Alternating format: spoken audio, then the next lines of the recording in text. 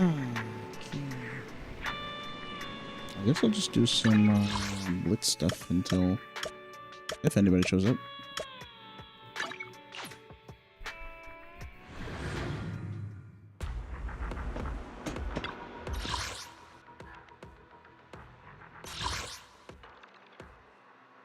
I'm gonna run some of them so far. I think this one counted. Oh, it did. Okay. We got 1, 2, 3. Still got 12 more.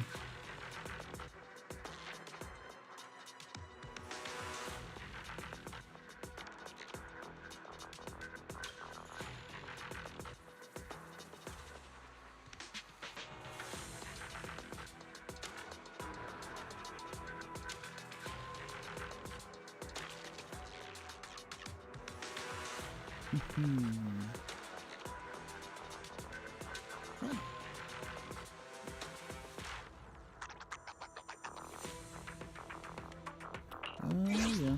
I guess I'll just talk to myself for like a good minute or something. If anyone's in chat, feel free to say hi. Oh wow, crap! Yeah, that was supposed to use like Omada.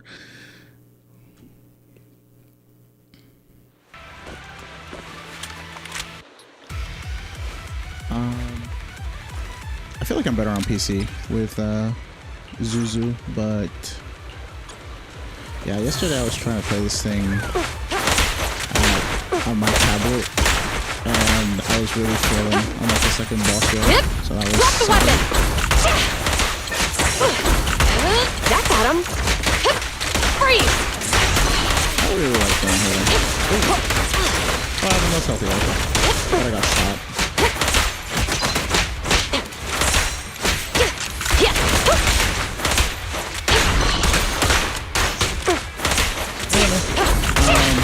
I can play and talk at the same time, so if anybody is out there, feel free to chat. I'm just chilling. I'm doing a blitz run to just get myself some Denny's. So, I was supposed to do like 2 full weekends, but technically you have a limit of 15 of these per week. And so I was going to let them down. It's not like so hard anyways. This won't hurt. Surrender your weapon! There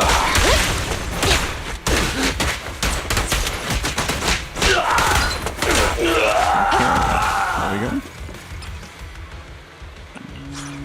What do we got? I take some really random Rosonia, so like I'll take 4 duel for the step multiplier.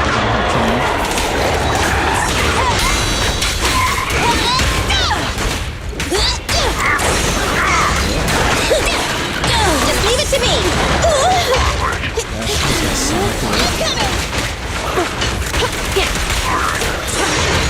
Just watch me! I want a bonus for this!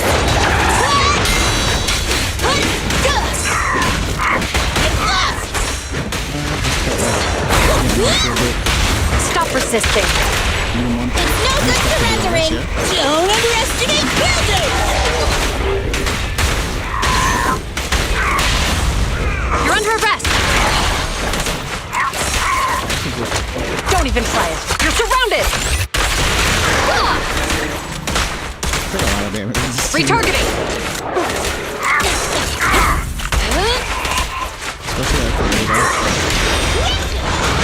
I've got your 6!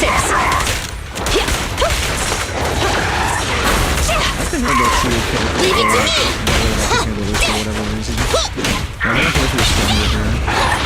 Hey, hands up!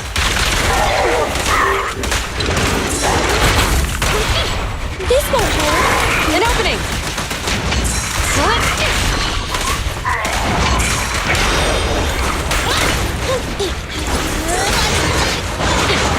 Just what? Hey, surrender your weapon! Don't underestimate building! Professor K-22! Maximum firepower! Order this won't hurt. I see that one often. the slow-mo change right there.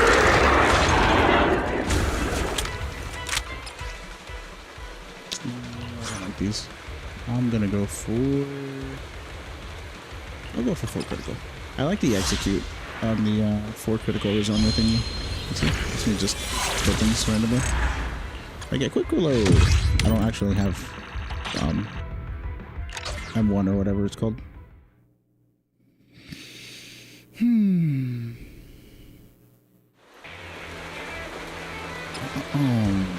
Here we got some more curves on it. I'll take this. Wow, you can save these for later, by the way.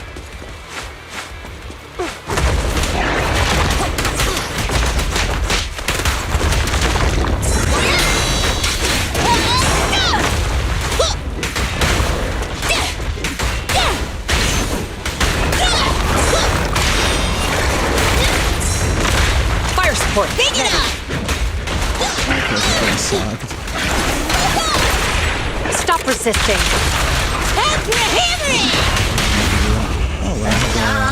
Whip it all out there!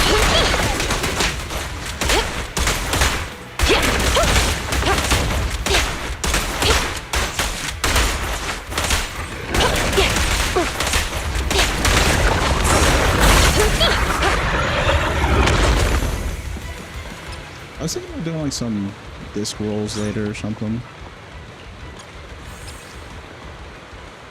That works. That's what you're doing. I'll really pay attention.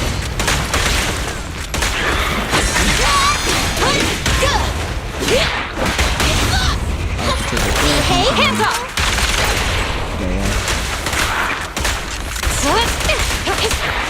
Depressor K-22.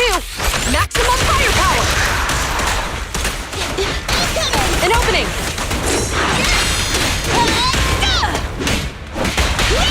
You're under arrest. It's no good surrendering!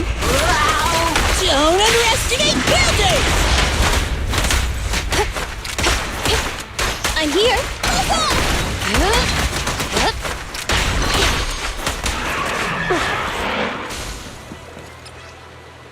Who next?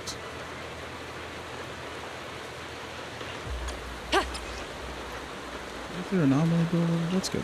I like that.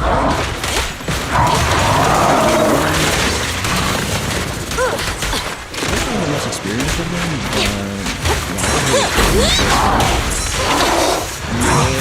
Time to fight back! Taking the shot. I'm not like completely ready. That's what I'm doing last time. Just carry on.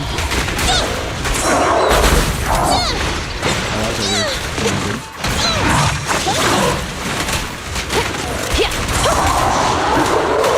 Leave it to me! Got him. Come on, try harder!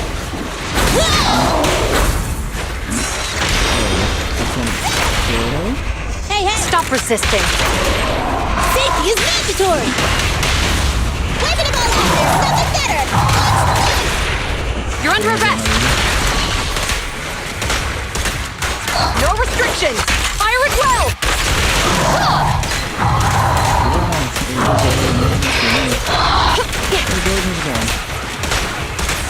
Don't get hit. That's kind of like a weird thing. Like, Drop the weapon.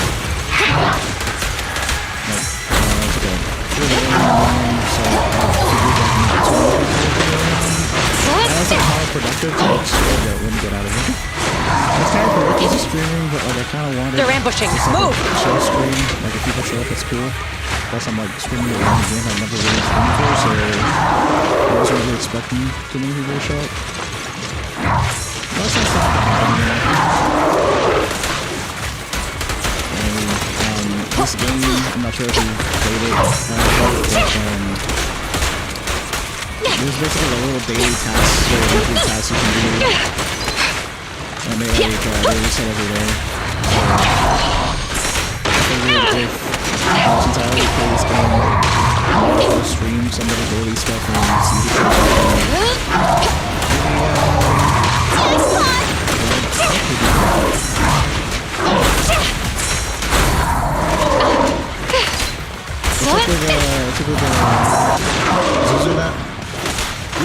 actually been meaning to like ask you in this game, to be honest.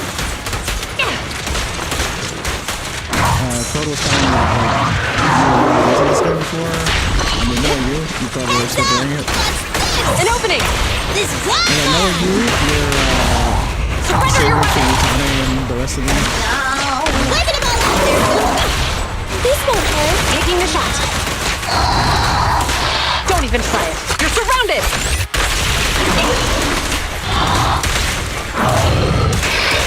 Yeah.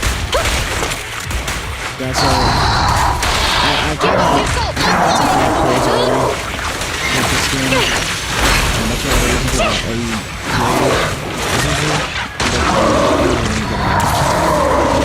Just leave it to me. pretty sure my Here comes a big one. An opening!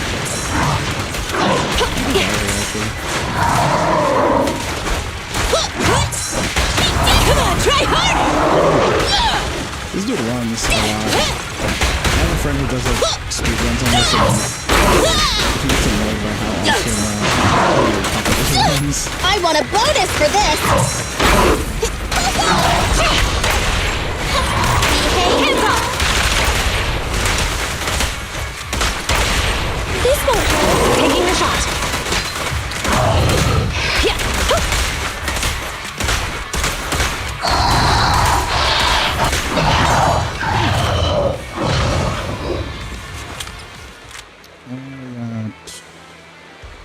I forget what crit 8 Rizonia does. I just take energy. Ultimate damage 45. Oh, that's cool. I don't like these, but I'm probably gonna get worse ones. I'll take assist. You know, Tenacity Rizonia kind of falls flat in my opinion. I'm not sure if anybody else really plays with these little Rizonia things, but the green ones, most of them just kind of fall flat for me. A lot of them have to do with like fight at low health and gain damage or something. Extreme freeze because I don't see it moving anymore. Let me refresh. What?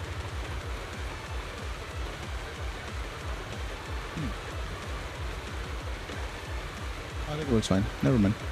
It just froze on my end. I couldn't see anything. Oh, we've got 2 stacks of agility. I don't know what that does. And we'll take 4 assists because I think this gives me like bonus damage on something. Yeah, crit damage. Cool. That is what's just right now for ironically, I think Better clear out. Yeah. Just watch me. Actually fighting. Down.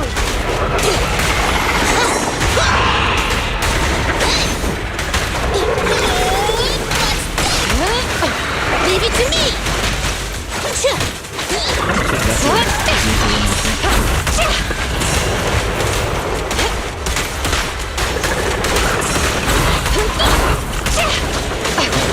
Just watch me. Sometimes, so when I'm playing like Jane or something, I can actually control her strings.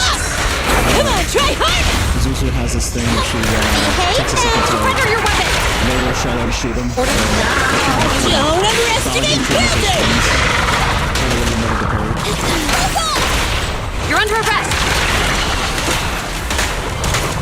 Suppressor K-22! Maximum firepower! Game's kind of loud. That is true. Let me... So thanks for pointing that out. Let me lower the main volume a little bit because it's loud for me too. And I usually play with music off because I like record stuff or whatever.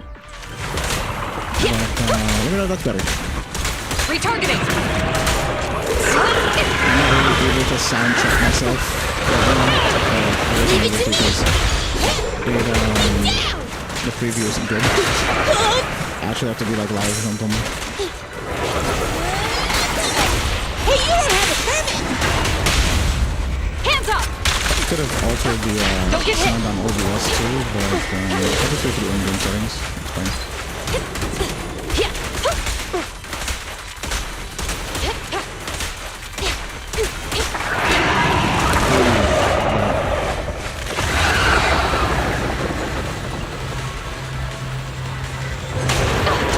My mic has a habit of being notoriously low because of the type of mic it is.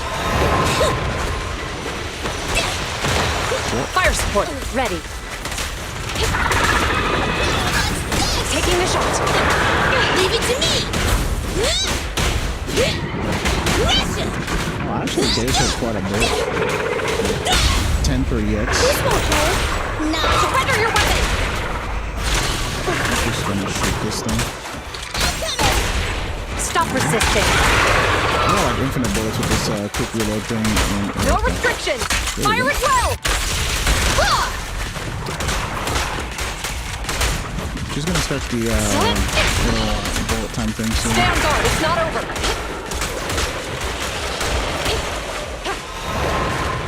I have one more revive. Incoming! Oh, I thought she was gonna do bullet health. I want a bonus for this! I'm gonna start You're under arrest! Meet An opening!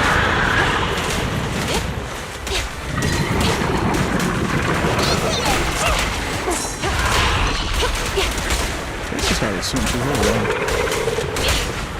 Come on, try harder!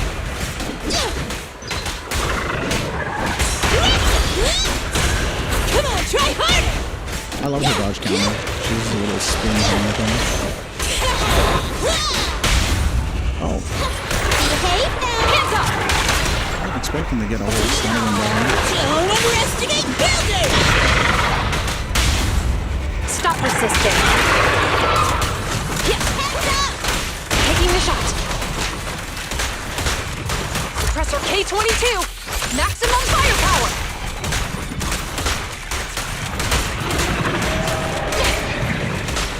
There she goes, doing a thing.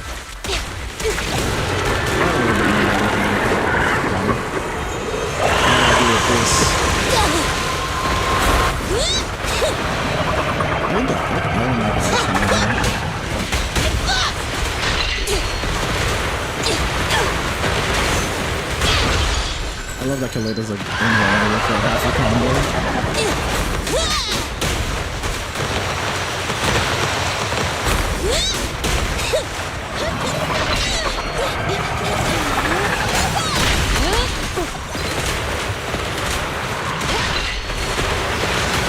Oh, there it is. You'll see!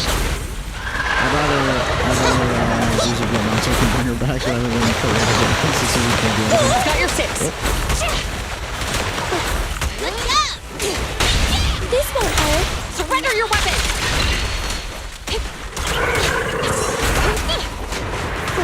I'm also assuming Necromata for this. Behave now! Hands up! The last time I tried it was with Zuzu. Don't even try it. You're surrounded! Oh, there's nothing outside of Zenless. Oh, look, it's the ASMR. A lot of people really like An opening. noise. Russia! Come on, try harder!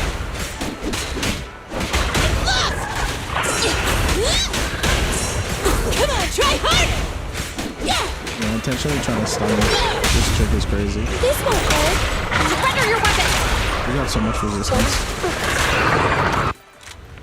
Rip. Whew. I was kind of thinking about doing Shio Critical, but I'm not sure. It's a fun, every like bi-weekly challenge thing, you know? This music sounds like so DDR though. I don't like saving the Rizonia kits from Blitz. It's only like 26. I'd rather usually save them from Exploration because you can get like 50 or something Rizonia. I like having more buffs rather than like slightly better buffs on each one.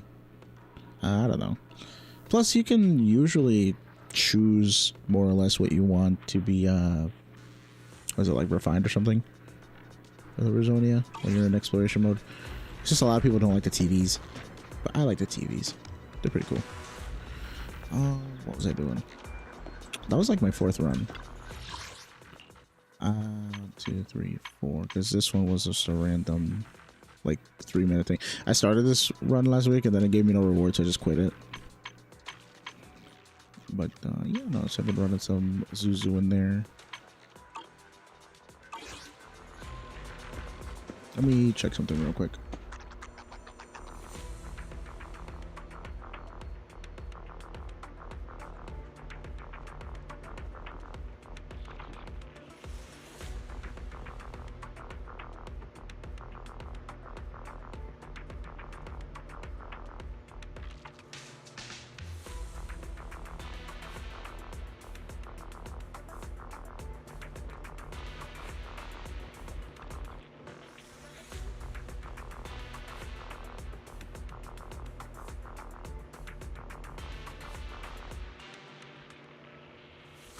Okay. Yeah, no, sorry. I was just reading something on the side.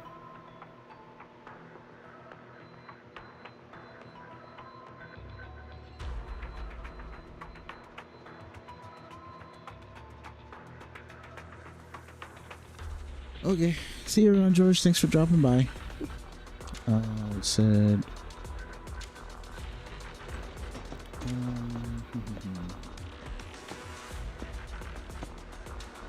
But yeah, if you're still around, let me know how the sound is. Now that I changed it a little bit. I probably just change it in OBS actually. So let me see what the game sound is like when I actually crank it out. The lunch is on you. Audio, put this up.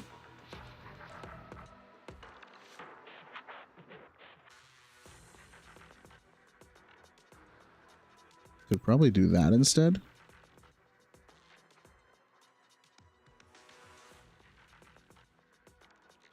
George, you just typed a bunch of numbers. Are you good?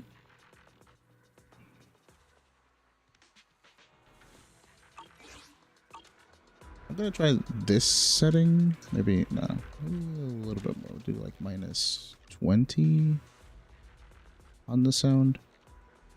I'm hoping that that keeps it low enough where it doesn't really overshoot the mic.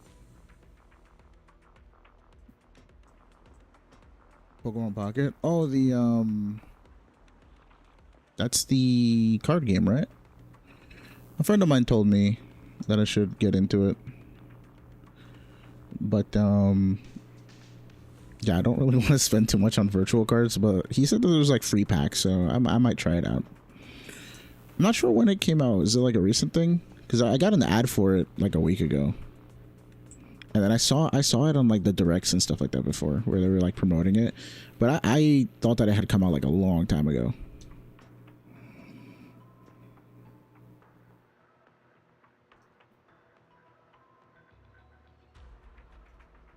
So I'm not too sure what the deal with that game is. But it looks fun. I mean, it's Pokemon. And it's a trading card game, so I haven't really been exposed to the trading cards that much. But then I also saw like Pokemon Sleep, and I don't know. I wasn't super excited about trying out Sleep. Let's see, we got login. I did the Hello Zero Combat, but I should do the rest of these. I almost have max energy.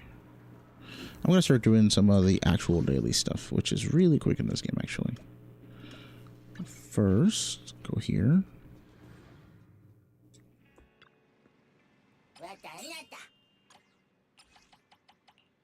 I have Caesar constantly doing this because I need physical chips. Oh crap, she's calm today. I hope that doesn't affect like what she gives me. I have been working Caesar a lot at the shop. She's been at the shop more than she's been in combat. Let's just say that. We got some ham today. Oh, polychrome. That's good luck. What else we got? I can't wait till they update this so that I can actually see all the stuff that I haven't done. I just kind of have to rely on memory for this. We did the business. We did the card. We still got to do coffee. I don't like going over energy on coffee, so I usually just go to Scott Outpost first. And I roll me some discs.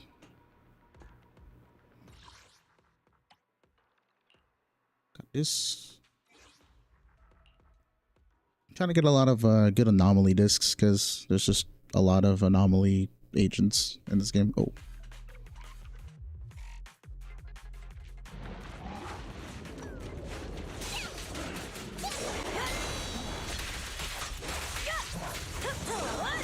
Oh, that was poorly timed. Okay. Nicole, let me help.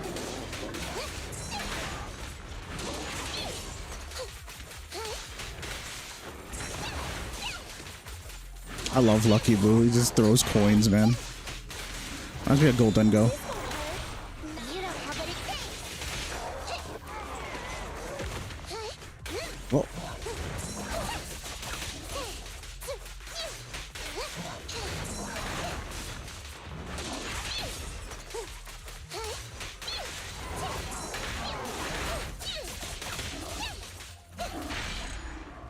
Oh, that's a new one. I usually don't get that wipeout. I actually really like the jams, but I usually don't play with them on. So if I start geeking out about the music, I haven't heard the music in months. Ether damage bonus on a polar metal, get away from me. HP, no. So I'm gonna roll down 2, go get a coffee, and then roll down like 3 more. I usually do 5 cleanups a day. That's like my thing. That's like my thing.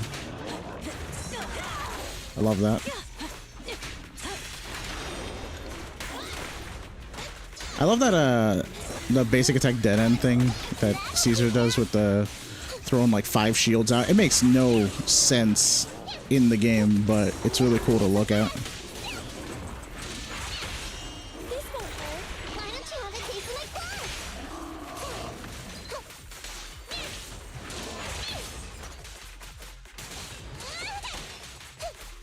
I'm over here. Is he confused? Behave now. My turn. Oh, I guess it's just a basic attack KO. Sometimes I spend a lot of time just messing around with what wipeouts you can get in this game. Oh, ooh, wait, no attack percent. Damn, it's got flat attack AP. I'll still level this because it's a 5-roll disc, but I'm not expecting much. And this is attack percent. This could get AP. I'm gonna end and go drink my coffee now.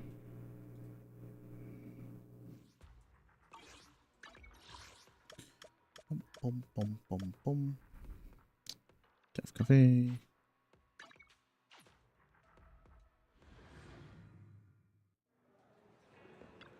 A hot cup of coffee isn't just for the early birds. Unfortunately, they made it so that like every coffee is completely outclassed by Tin Master Special, so take that. Bam.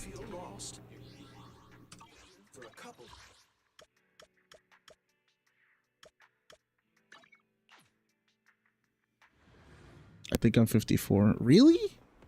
Wait, I'm surprised because I'm not day 1, and I've never I'm not day 1, and I've never rolled like polychrome for battery. My dolphin friend has done that very very many times.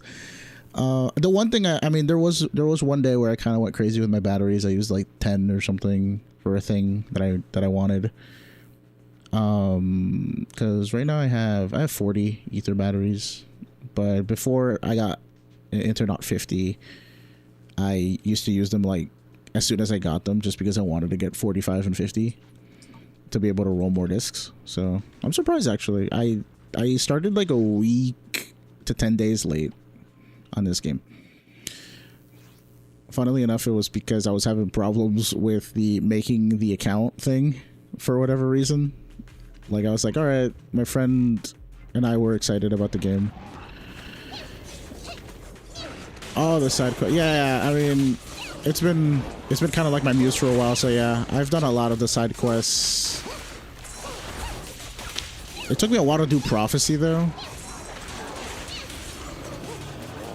I know it doesn't give you XP, but I also did the majority of the like the Pokedex stuff.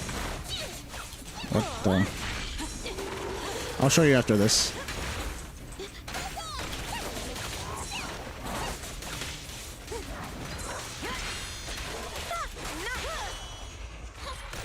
I don't know what that quote was, Caesar, but you might want to try that again. Oh yeah, nah, is the sound better now?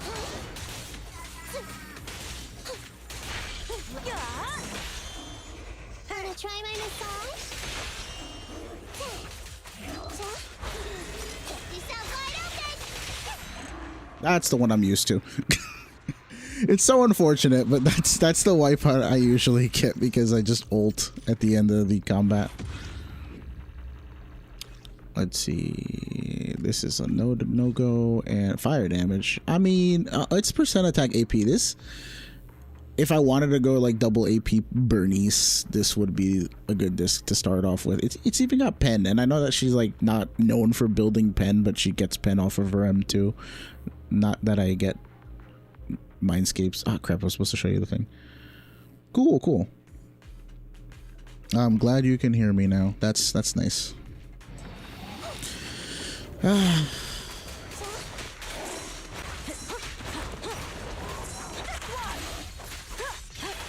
Like, feel free to tell me what you think about some of the characters, like who's your favorite or what agents you have, don't have, anyone you missed, how many 50-50s you've lost, you know, anything. Just keep conversation going.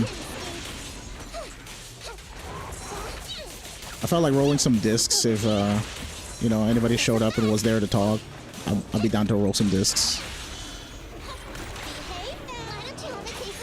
Like, my agents are pretty, I want to say they're pretty souped up, not 100% min-maxed, but I have rolled more discs than most people because I prioritize discs over levels,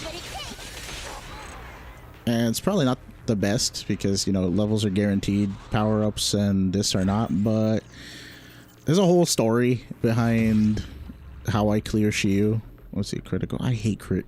Oh no, this is crit damage. Never mind. I was like, I hate crit rate. I hate crit rate 4s. Like, they're kind of useless for me.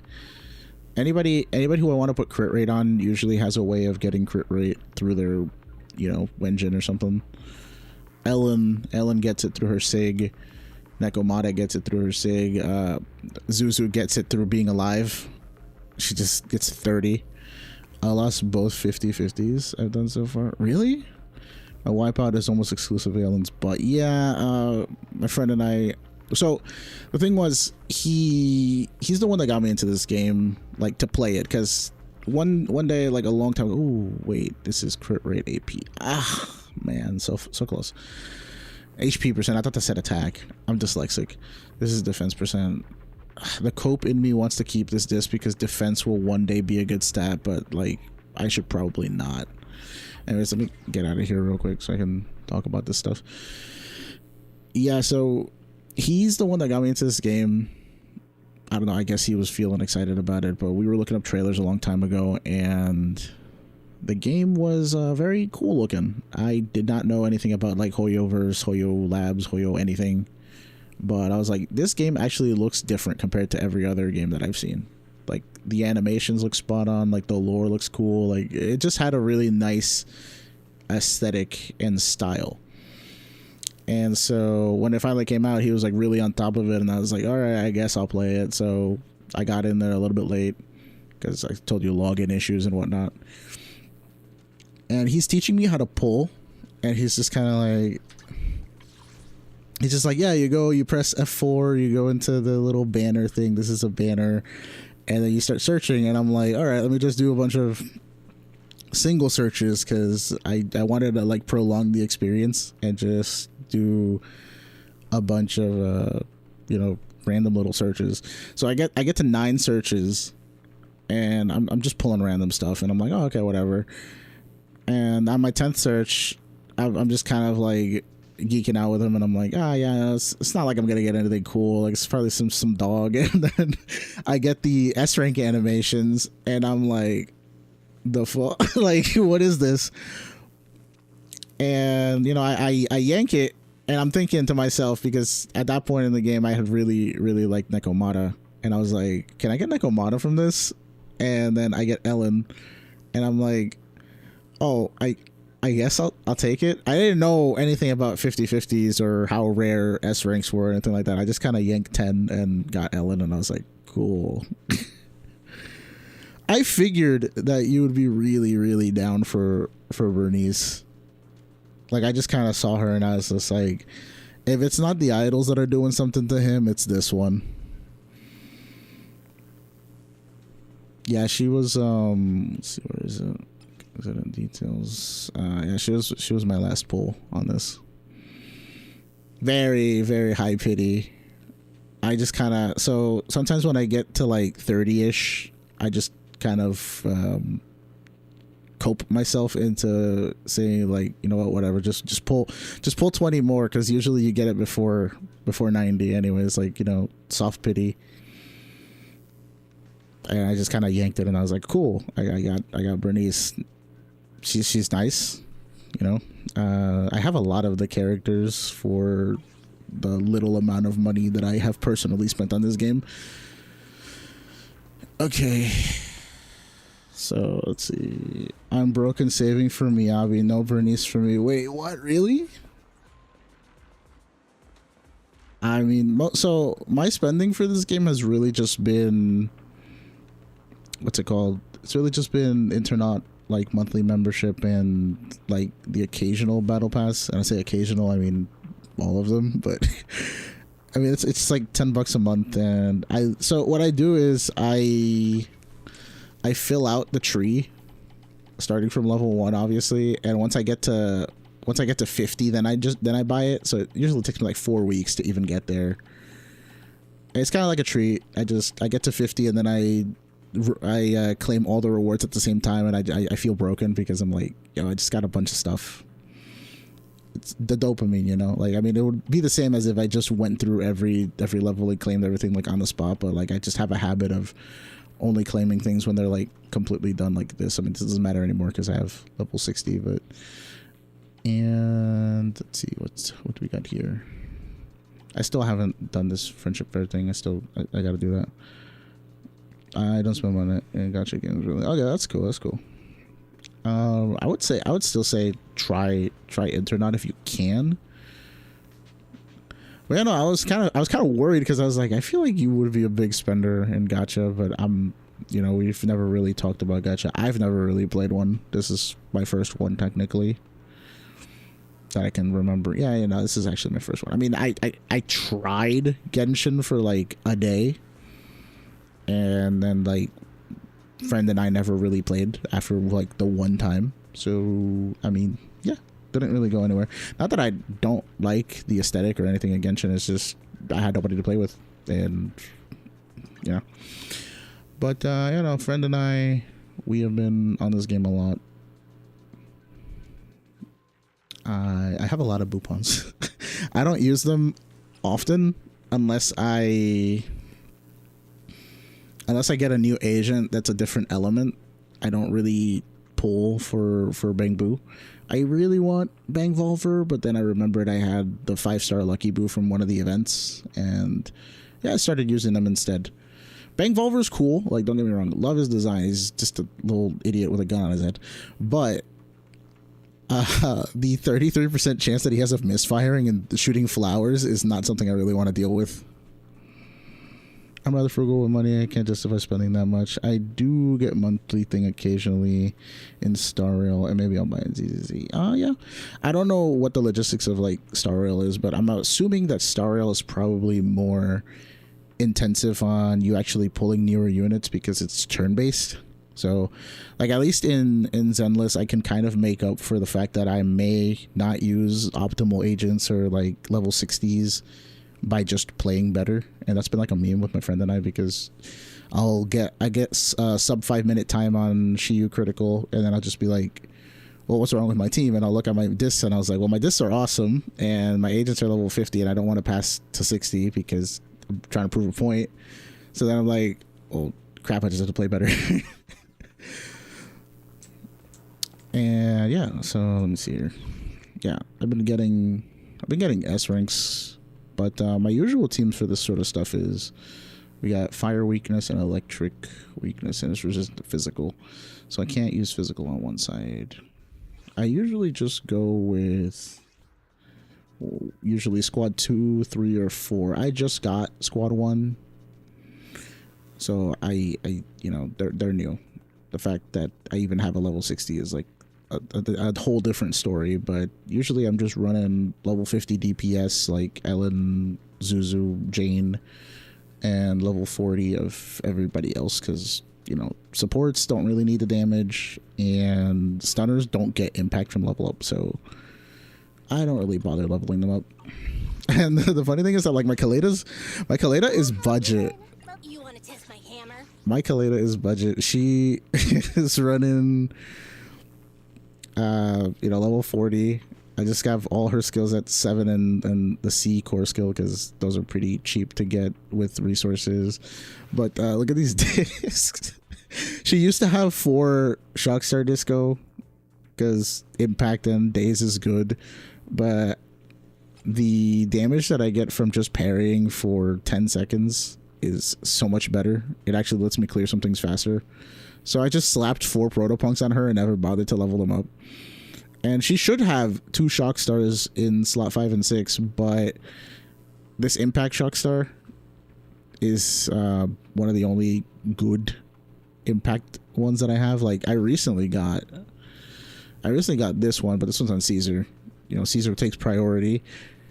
And Kaleda has this you know, 18% woodpecker, because if I gave her shock star, the best shock star I have is 12 and it would just be 18 anyway, so I'd rather just use my 2 woodpeckers that are already level 15 than have her switch to freaking disco and not have anything.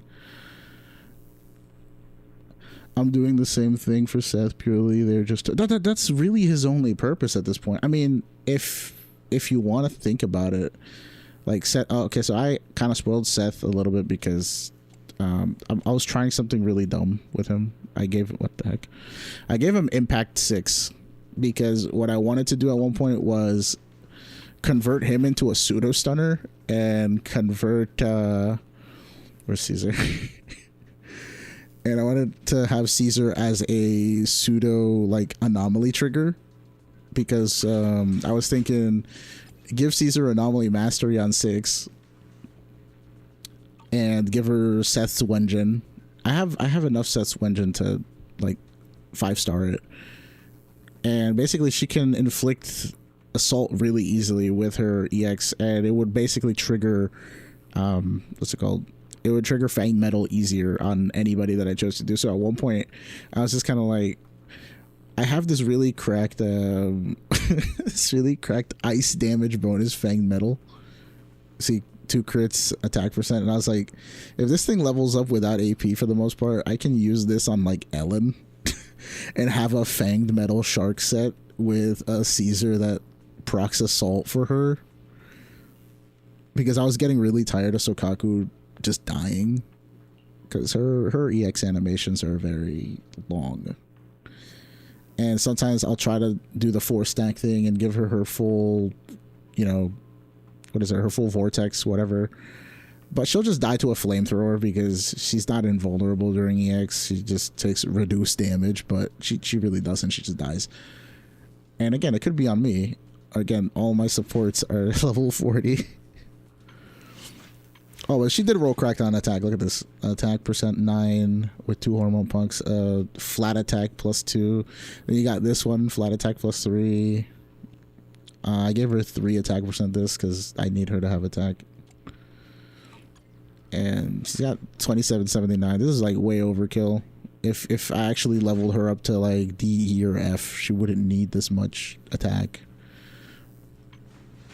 But you know, she do anyways. Also, I love Lucy. Who was I looking at? I was just commenting. Oh yeah, I was showing you how budget this Kaleda is. I yanked her Wenjin off of standard at one point. I think it was like my 3rd pull. I have You want to test my hammer? so I technically lost 2 50/50s. I lost my 50/50 on Zuzu. Ready. I got Grace. I only handle technical matters. That was really early on in the game though, and it was an early loss. I got Grace in like 27 or something like that. 27, 28, and then I got Julian like 12 pulls later. So I was feeling myself that banner. That was a good banner. I lost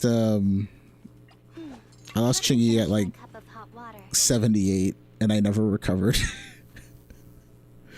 Because that was around the time where she had come out, and everybody was just saying, "Oh, like, you know, just use Ambi. She's, you know, she's there. She's M6 usually, and she's gonna be on Jane's banner. Might as well just wait a banner and use her instead of Chingy." But I personally like Chingy, and that was probably where I messed up. You know, the second I like a character, the game is just like, yeah, we're not gonna give you that one. We're gonna give you everything else. So instead of Chingy, I got Soldier. And I used Soldier for like a little bit, very, very little bit of time.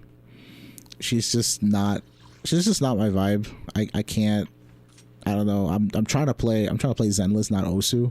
So, you know, her rhythm game thing is just not it. Also, I don't have her Wenjin, so that kind of hurts a lot. A lot of the times I was running her with most of Zuzu's set, and I was using Riot Suppressor on her, and she did have some cracked, like almost 200 crit damage and like 60 or 70 crit-ish, but she just did not do as well as Zuzu. So I'm like, for all the work that I'm putting into you, I might as well just use Zuzu, and she's more fun anyway. So I lost Ellen to Wolfboy at 90. At 90, you actually got like 90, or was it like 80 something?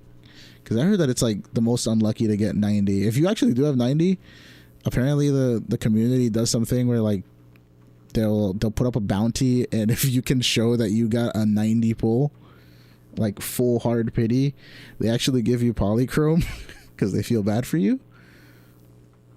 They apparently did something like that for Genshin or Star Rail, and it took like a year and a half for one person to claim that bounty. So I mean, if you're the unlucky one, man, speak up. I got ironically I got Lycon as my second standard pull at like 74, 75. So like literally at soft pity, just started, yanked it, he came out. That day was really good because I already had Ellen, and in the morning I was just like messing around. I pulled some Bang Boo, I got Shark Boo, and then I got Lycon, and then I also got I got Ellen's Wenjin. That day was my entire ice team. That was like the second or third week that I was playing Zenless.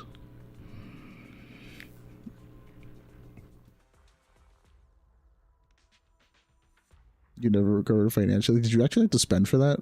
Because my friend and I were doing the math, and it's like, I think if you actually like no life the game the first month, weeks, whatever, you actually do get enough polychrome to kind of run it back on Ellen. So like, if you really didn't like her, then I guess don't pull for her. But I don't think anybody who started day one-ish has like an excuse to not have Ellen. I mean, I think she's cool, but I got her by accident. I was just learning how to pull, and I got her. Ooh, let's see. I didn't count, but it was like high 80. Yeah, you check it out. If you can check your history, because I think the history gets wiped every 6 months, so you should still be able to. Game hasn't been out that long. I really like the shark though. She's nice. I thought she was gonna have a way different personality, just based off of like the tone of the voice and, you know, a little bit of the attitude. But nah, she was pretty sweet actually. Yeah, so I was talking to my friend, and he's just kind of like, it's wild that you have this many characters with, you know, not spending money on monochrome that much. And I was like, I guess it is lucky, but also unlucky for certain things. Like the last 4 something banners that I've been pulling, I've been getting like 70 to 80s on everything. I got Bernice at like 78. I got Caesar at 82. Like I was at 20 till S rank. I did a 10 pull just being like, okay, whatever, you know what, this will be it. I'll get Caesar in this 10 pull or not, because it was a 50-50. And then I got Anby and I was like, I need to stop pulling for today. This is not the day.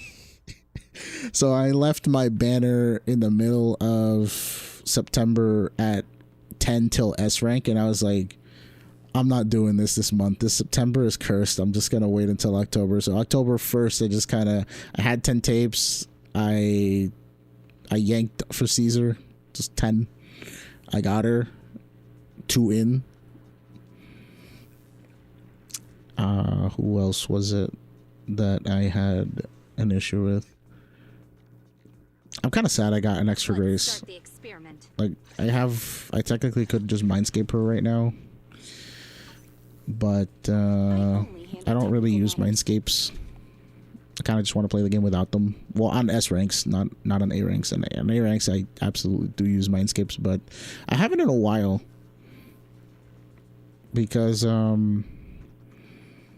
don't know. At first, I was really excited to just yank all the mindscapes and stuff, but then so the first month and a half that I was playing, I was really trying to do Shiyu, and a lot of people would post videos of how they were clearing Shiyu, and I was like level 45 or 47 or something on Internaut, so I can't reach level 60 with my character. So I got really tilted every time I would see a guide of somebody clearing S rank Shiyu and just showing me, oh yeah, I have a level 60 agent, and I was like, well yeah, no no shot, like of course you're clearing it.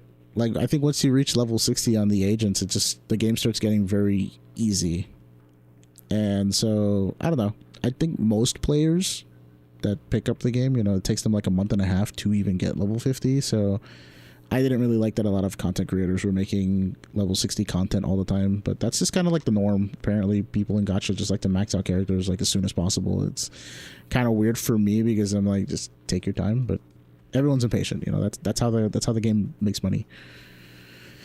Anyways, so I kind of did like a Nuzlocke rule type of thing with myself where I'm like, I will only level my DPSs to 50.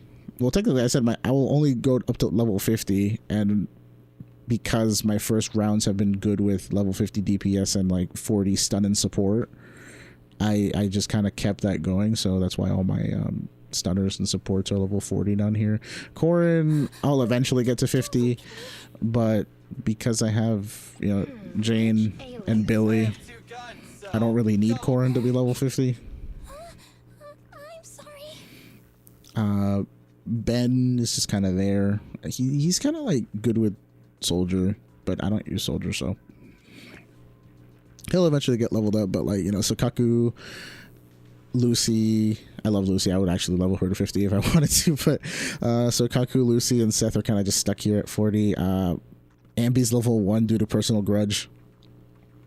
She's gonna stay there until I get M6 Ambi. You're wild for having them at level 50 and not 60. Nah, it's actually really fun to clear the content, the critical content at level 50. It's a challenge. Like, okay, so the first 5 criticals are always just easy. Well, technically the first 4, 5, 6, and 7 sometimes can be difficult. Like I think the last few weeks, 5 and 6 were harder than 7. There was one where 5 was the hardest one because they just had waves upon waves of enemies, and I was just tripping because it's like, yo, my bad, like what? And then 6, I think last week was a little harder than 7. I forgot what was in 6. I think 6 last week was the one with the giant mech at the end that could only be assaulted. And yeah, he just had a lot of HP. I have M6 Ambi and use her instead of Wolf Boy. I mean, that makes sense. So when I first got, so I was excited that I got Lycon when I had Ellen and Sokaku already, but so when I was using Lycon, his thing here says, you know, when he charges his basic attacks, that's his whole thing. He charges his basic attacks, he does more like stun, but I thought that each one of his kicks was something that I had to hold for. So I didn't know that, like, you know, 1 click equals like 5 kicks. So I was trying to hold it for each one, and the timing was awful. And I was just kind of like This dude is probably way beyond my skill cap. I don't know how to use this dude, so I kind of benched him for like the longest time. And I was using Shark, Sokaku, and Nicole for the majority of the game. Nicole because I like Nicole, you know, like I like Nicole. Anyways, yeah, I was just using 2 supports and Ellen for the longest time.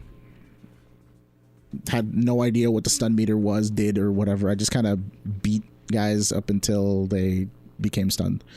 But I had no idea how days worked. Later on, ironically, I put Lycon on the team, started learning how to use him. He's cool. I kind of shelved Sokaku now, and I use Nicole, Lycon, and Ellen over Sokaku, but she's still there. I mean, she still does stuff. It's just she doesn't group in Shiyu. She doesn't defense shred in Shiyu. The 1000 attack buff takes 5 years to do sometimes.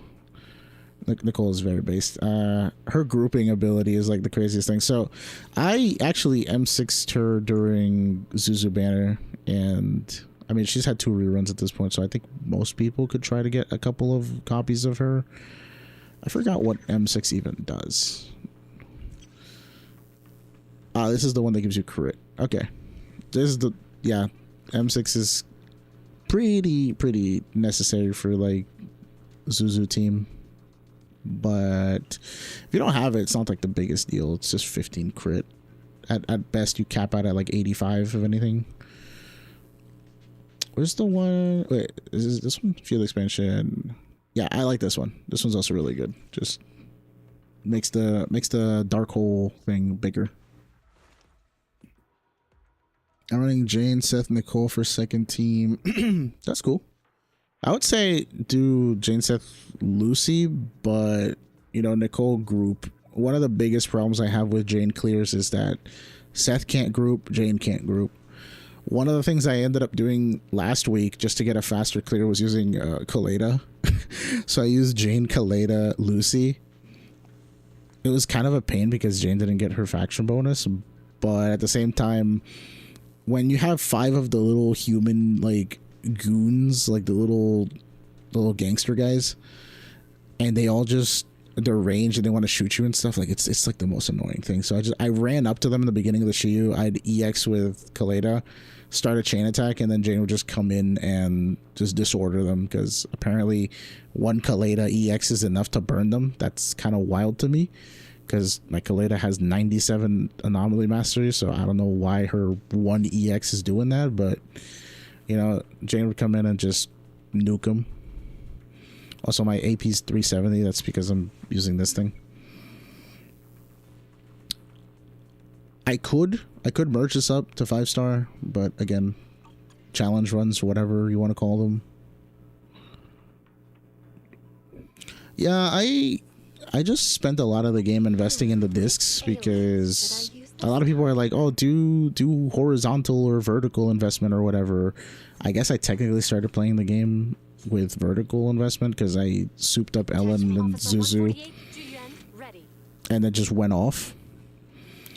But since I don't level to 60, I have a lot of resources typically, you know, Nekomata being the one special case.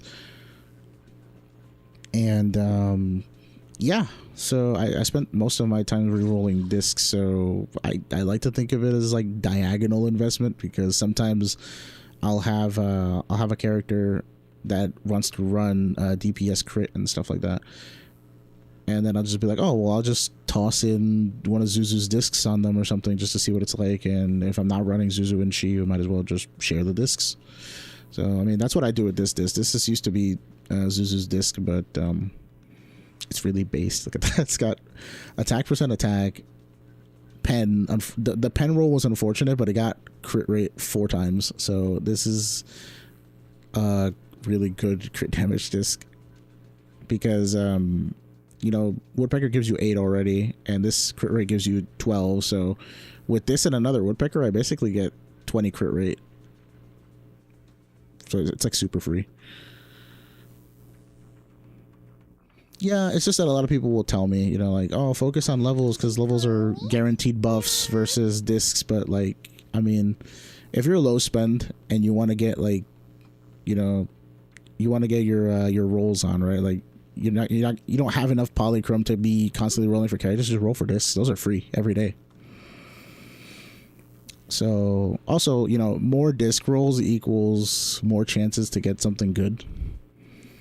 So yeah, I spent a lot of the time farming the, in particular, not even woodpecker. I absolutely hate woodpecker cleanup. People say domain sometimes because it's from the other games. I don't play the other games, so I just say cleanup. But yeah, the woodpecker one, it's paired with soul rock. It's so bad. By the way, soul rock is this set. This is like the most cursed set in Zenless. This is literally just these are Ben's favorite discs. Mathematically quite a low chance of 4 into career rate. Yeah, true. That is very true. But I yanked that disc a long time ago. It was like one of my very early ones, honestly. It's because Zuzu's been rocking it for a really long time. Let me go to Elfie actually. Oh, before I go, let me actually roll one more disc set here. By the way, so explain to me why you like Miyabi so much, because everybody has their own reasons. And also, what do you think of her, like, anomaly attack? Because that seems to be the topic of discussion lately. I've been calling anomaly on her for literal months at this point. What the?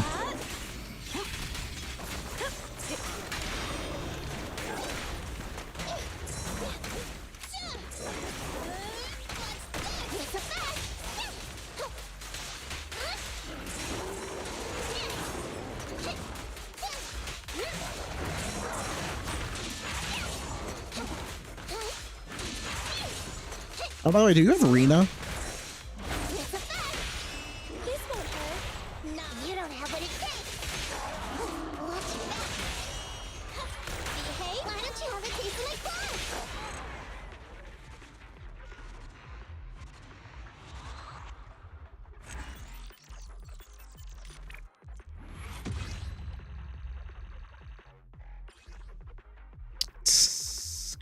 Crit damage on Freedom Blues. Why? This is a crit damage, attack percent, flat attack. This is a pretty good disc. I like it. This one is a little cursed, but crit anomaly will eventually be a thing. Lost 50-50 to Arena, yes. Did you end up getting Jane? Also, this just kind of goes to show everybody around me, everyone has Rena. I don't. I was hoping to get Rena or Nekomata before I ended up getting Grace on my last standard. I don't really care that much for Grace. Like, I feel bad for her because of Yanagi. Like, she's just Grace but better, unfortunately. Like, in terms of like the gameplay and the kit and stuff like that. I think in terms of like design, I prefer Grace. Also, I really liked her little animation thing that they made on the channel, like the 1001 Nights thing. Because originally, I mean, Grace was obviously super fan service for a lot of people, and I didn't like her because of that. But you know, the animation and one of the agent stories, I think it was actually Kaleda's, that made me like her more than her own agent story. But yeah, so. Yeah, people like the kicks. I mean, I'm be real. I like her shoes. Her shoes are cool, but I'm not into the feet. I thought it was weird. Let's start the experiment. Especially there's that one thing in her agent story or whatever where like her shoe falls off and then she's just got like her foot looks like jello because it's just flopping in the air. I'm like, why did they do that? I mean, I know why they did it, but. Miyabi, she's basically female Virgil. You're not the first person that said that. That's why I like her. Yeah, she's pretty cool. People are discussing whether she's gonna be anomaly or attack, and there's a huge heated debate as to whether people are like she's gonna be on field or off field. The people that are upset that she might be off field are crying about it because they expected a completely on field character, and a lot of people were honestly expecting her to replace Ellen, and I'm like, I don't think that's a good thing for them, right? I could see them power creeping and like replacing standard banner agents. Like, I mean, they're trying to do that with Yanagi on Grace or Lighter on Lycon and Kaleda, and that's just normal in my opinion, that they would release like upgrades to standard banner, but don't release an upgrade to exclusive banner so soon. Yeah, that's what I think. I thought it would be weird so soon. So like either Miyabi gets delayed, or you know, she's not attack. Exactly. Also, have you seen the amount of views that Ellen garnered? ZZZ, like her music videos have 35 million views. Like, I think one of them does. The other one has another miscellaneous amount, but she has a lot of views. People like her a lot. I think she's cool. I'm not like the biggest guy for Ellen, but she's really cool. And I think it would kind of just be a slap in the face to everybody if they released Attack Ice Miyabi. It would not be good. Also, random agent record thing just dropped like an hour ago or something.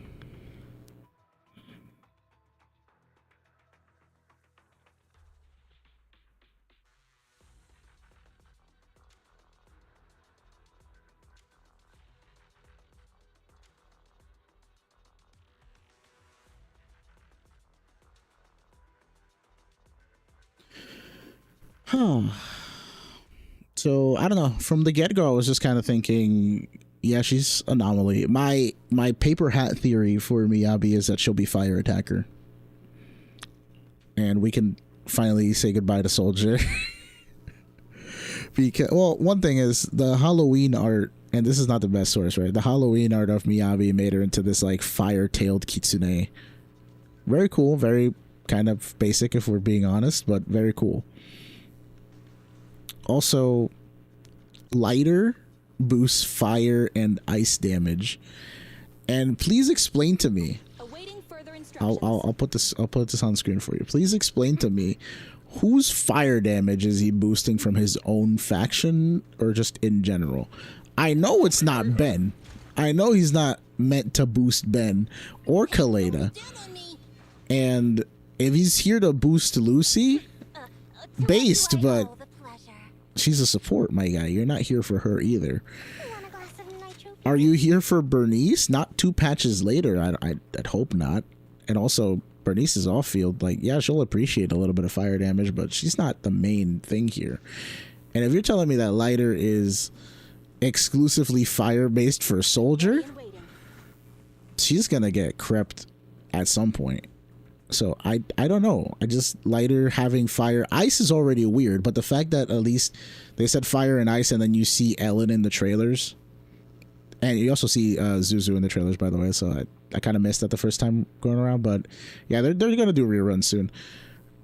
So I think Miyabi might be fire. I think that'd be really cool. But then it kind of also begs the question of like, what is Sokaku for? Because Sokaku boosts ice exclusively, and Miyabi and Sokaku were constantly being advertised in art and a bunch of random videos. So it would kind of be weird to not have Sokaku and Miyabi have any sort of synergy. So I think she could be fire or ice. It'd be interesting if like she changed elements based on whether she's got the little spirit guy in the sword or not. But I think that's too big brain for the game so soon. So most probably she is just gonna be ice anomaly. But I think fire attacker would be sick. I'm gonna pull for her anyways. Like I'm gonna probably pull 20 or 30 on Yanagi, not because I want her, but because I want to finally be able to use Anby. So yeah, Miami's completely clean. I have how many of her? I have 4. I just want to be able to use her. Standing by. She has lore as to why I don't use her. It's very silly lore. But yeah, so she stayed as one. That's also another reason why I really want Chi, because I was like, oh, I don't have an electric stunner. So anybody saying, hey, you have Anby? I was like, no, I don't. Oh, also this one, this girl, she took me 600 pulls, more or less. I didn't get her until Caesar's banner, and even then I had to use like 30 pulls on Caesar's banner to get her. I did not have this character until last patch. No, that's not why. I love hamburgers. It was just it was something with technical difficulties and music and sound. It's very unrelated, but Anby did annoy the crap out of me at one point. And yeah, so I just shelved her as soon as I could. Totally not her fault. That was more me than her, but you know. My friend and I, when we play this game, we make a lot of like really dumb rules, and we've been kind of abiding by them. So at one point, we set a rule that we didn't really want to spend money on this game because, I mean, I'm usually cheap, and I mean, sometimes he is too, but for the most part, it was like, oh, you know what? This game is free. It can be played for free, so why not just try it out for a little bit, right? And we started off free to play for the most part. Like, well, not even for the most part. We were actually free to play. And we were trying to discourage each other from spending money, so we were like, yo, if one of us like whales or buys monochrome or something like that, we should buy it for the other person just to discourage spending. And I thought that was a genius idea, because I was just like, yeah, I already think monochrome is expensive, so I'm probably gonna be less inclined to swipe if the price doubles because I'm doing this bet with you. So you know what, let's just have fun with this game. That was the initial thought process. That was the goal. Yeah, I didn't know, and this is something crazy because I've been friends with this dude for years. I did not know that he previously played another gacha, so I didn't know how bad it was for him. And so everything was chill for the most part. And in the beginning, I was just kind of like, hey man, we really like this game. Maybe we should just get Internaut. And you know, since that's like a low spend, that's not technically monochrome, we'll just cope and be like, all right, let's just buy Internaut and maybe like a battle pass, and you know, be like, okay, this game was pretty good, it's free, but like we can support it a little bit and play it and have like, you know, extra polychrome. Cool. We started getting Internaut. Well, he technically got Internaut before me in secret and didn't freaking tell me about it, so I was like, okay, that's kind of sus. But I let it go, and I was like, all right, whatever, I'll just get my own Internaut and, you know, we'll be chill. So we're chill. And then yeah, the problems start arising once we get to Juyen's patch. Because we start pulling, and I'm just like, well, I already have Ellen as a DPS. I guess I could use another DPS, and you know, she's ether based. There's no ether element. I said, all right, whatever. I like her. She's all right. I start pulling for her. He starts pulling for her. I get her in like 40 after failing with Grace. He also failed his 50-50. He got Kaleda. Irony. So yeah. I get my Zuzu, and then I just chill because I was like, that's all I wanted. Technically I pulled for M6 Nicole, and that was it, but I got Zuzu in the process. I was happy about it. He gets Zuzu like 40 tapes later or something. He got her at Soft Pity, and then he starts FOMOing for the Wenjin, and he pulls every tape. He had 100 tapes at the beginning of all of this. He was saving up the entire Ellen banner because he didn't really care about Ellen. And then he was one of the Miyabi guys. He was like, yeah, I have 100 rainbow tapes for Miyabi. So he pulls he pulls all of the 100 on Zuzu without even noticing, and then he FOMOs for the Wenjin, and he ends up swiping $15 for the Wenjin, and I was like, rip. So he sent me $15 on Venmo. I have this like new Eridu fund on Venmo because of him, and it's the wildest thing. So he gets his Zuzu ball in $15 basically, and I'm just chilling. I get the like the monthly reset happened like a week or two later, and I had the 5 tapes from the monthly reset, and I just kind of keep looking at those tapes like I have a problem. So my thing is, I don't like having tapes. If this quantity here, up here in the top right, if that's not 0, I usually start pulling. And I had 5 tapes, so I just went on Wenjin Banner and I pulled them, and I started pulling all 5 of them, one at a time. Once I got to 4 and I got nothing, I was really sad. And then I saw Ellen in the overworld, and I was like, "Hey, what's up, Ellen?" So I talked to Ellen. I pulled my last tape. I get the ball, and I start freaking out because it's like, well, it's late, so I have to quietly freak out because I don't want to wake anybody up. But yeah, I got her Wenjin in like 5 single pulls. And I looked at him and I was just kind of like, yo, bro, I got the thing. Yours cost you $15. And that was the beginning of it.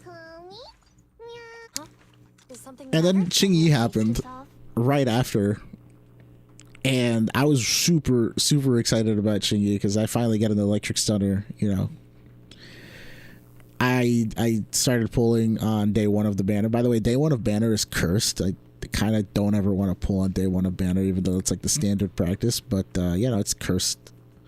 So I pull 78. I fail the 50-50. He pulls something. He also fails it. He gets Rita again, so he gets M1 Rita.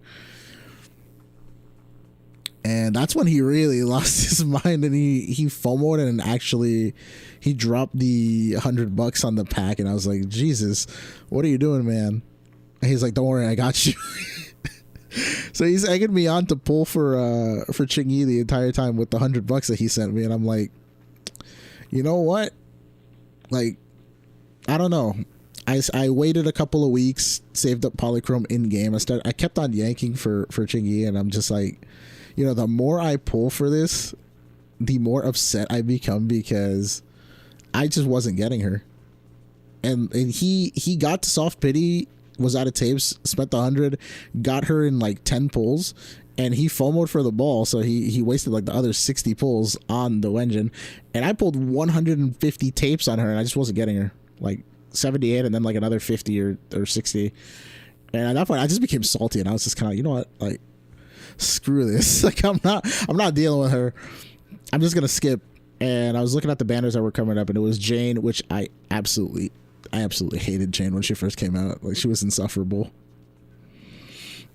And I was like, well, I guess that's a skip. I'll go for Caesar and for Bernice. And this was when I thought that Caesar was gonna have Lucy, and because it made more sense for me to, you know, split the 2 Caledon girls up. One gets Piper, one gets Lucy. Put the Anomaly girl on the Anomaly banner. That makes more sense to me. Put Piper on Bernice. And I was like, well, that kind of sucks for me because I didn't really want Caesar back then. This was before all the marketing. I really like Caesar's marketing. Like, they did a really good job. Unfortunately, Caesar's gameplay is not the best for me. I don't really like it. But her marketing was awesome. I really liked the screamo rock music that she had in some of the trailers. And then Pin King came out, and I was like, what is this? Didn't hate it. I just was very surprised by Pin King. So, let's see. Yeah, I was expecting Lucy to be on Caesar and basically giving me a reason to pull for Caesar because I would want M6 Lucy. Ended up being the other way around. Piper was on Caesar, so I was like, well, now I get to pull on Caesar for the 1 Piper, and I did just that. But yeah, in between that, the Jane banner, I was at like 30 or 40 pity, and I was still salty about Qingyi, and I was still salty about Jane just not being like a desirable character for me. But I wanted Seth. Seth was kind of a bro. So I started pulling for him, and yeah, tell me how I get Jane before I get Seth, and not in the good way. Like I got to like 75 pity on Jane. This man would not show up. This man took me 50 pulls for one copy. Look at this man. He's got no mind skips. 50 pulls for the one cat. Take me along. I got Jane along the way, and I was just like, well, you know what? We have the rat. Might as well use it. Caesar is just a cute girl at heart. Okay, pinking. Is this a shoujo manga? No, I don't mind pinking. I'm not saying I mind it. I liked it. I just was very surprised. It was 3 in the morning or something like that, or 4 in the morning, and I just get a random. So I get a notification. I see the text first and then the picture. I see Caesar EP, and I just click on it without looking. I am expecting death metal, rock music, some screamo, some like hardcore, and then I get pinking, and I was like, what's going on? Like, is this gonna drop at any point? Like, I was half expecting the song to kind of morph in between, and it just wouldn't. And the more bubbly and cutesy it got, I'm just kind of like, there's no shot. What is this? What's going on? But I'm just laughing about it. I'm not having a bad time. And then I get to the end, and I was like, oh, that's what that was. She just likes shoujo manga, I guess. So Pin King took me for a loop, but they did such a good job with Caesar. Awesome character. Only the brave will. I like the whole mechanical arm thing. That's really cool. The engine sword gives me FF15 vibes. The shield is really cool. It's a freaking tire, like, of all things. I think the only thing that went wrong with her design, and everybody will probably fight me on this, is I think they overdid it with the booba on Caesar. Like, real quick, it's that one. That animation's a little too wild. It's not like Yanagi levels, but it definitely, it feels like they tacked them on after the fact. And that's in the model and on the banner. Like, it just kind of looks like it was like a post-production thing. Did you call me? Meow. But aside from that, Caesar was like awesome. No hate for Caesar. Bernice was cool. I remember when I first saw the Sons of Caledon like original trailer thing, where it was like a little clip of them just all riding their bikes.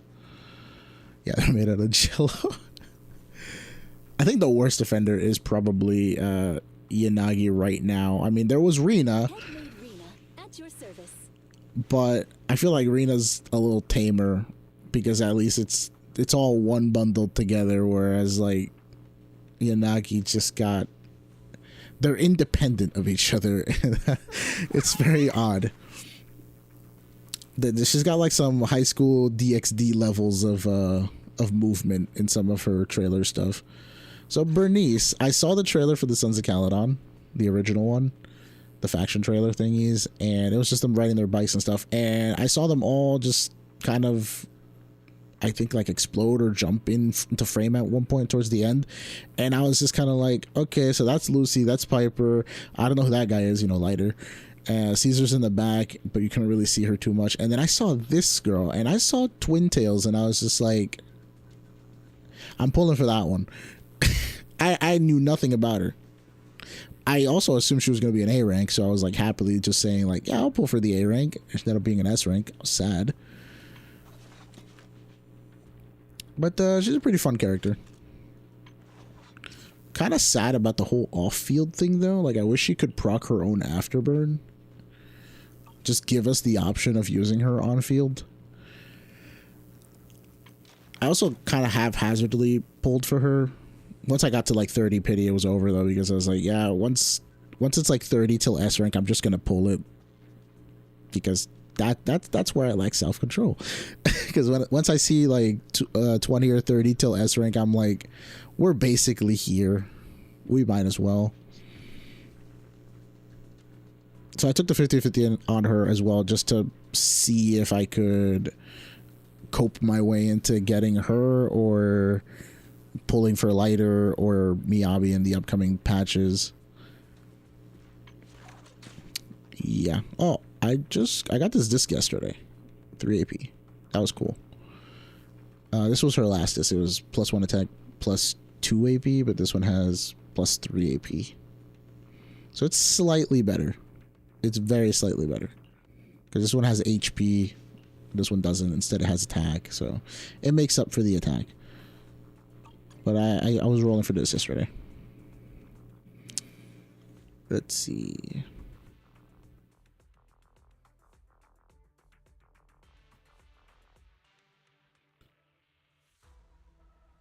Yeah, I feel you. Definitely better to build pity. So like right now, in terms of pity, I just pulled Bernice, so I'm done with banners. At least, you know, agent banners for a while. I don't think I'm gonna pull for Harumasa. I honestly just want to build Anton a little bit better. But I haven't needed electric this entire time. Like I always say I need electric, but then I don't. Electric is a super cursed element for me. It has never been nice to me, but it's also the most populated one. Like we have 6 electric characters and we're gonna get a 7th one. My favorite electric unit is probably Seth. Need help? Call me anytime. He's very weird to use at first, but he's cool. But yeah, electric is a cursed element for me. It just does not work. So that's also why I think I'm gonna get Yanagi early, because I don't want her. That's how this game works. But in any case, so this this banner is completely maxed out until Miyabi probably. I also have M6 Nicole and Lucy. This one I'm tempted to pull on because I wanted this banner so that I could finally get some extra vaults for Nicole. I got all kabooms this entire time, from the 80 to the 42. The 40 pulls have been all kabooms. I've gotten kaboom here. I've gotten kaboom here. I've gotten kaboom here. I get kaboom in all 3 banners this last patch. I wanted vaults and I got none.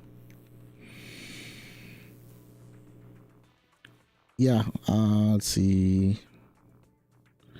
I have zero interest in anybody coming up realistically other than Miyabi. I feel you. I like Lighter as a cool character, as a son of Caledon.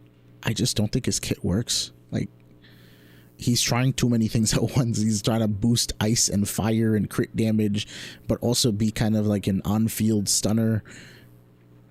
He's very cool. Love the dude. I just don't know what he's doing or who he's here for.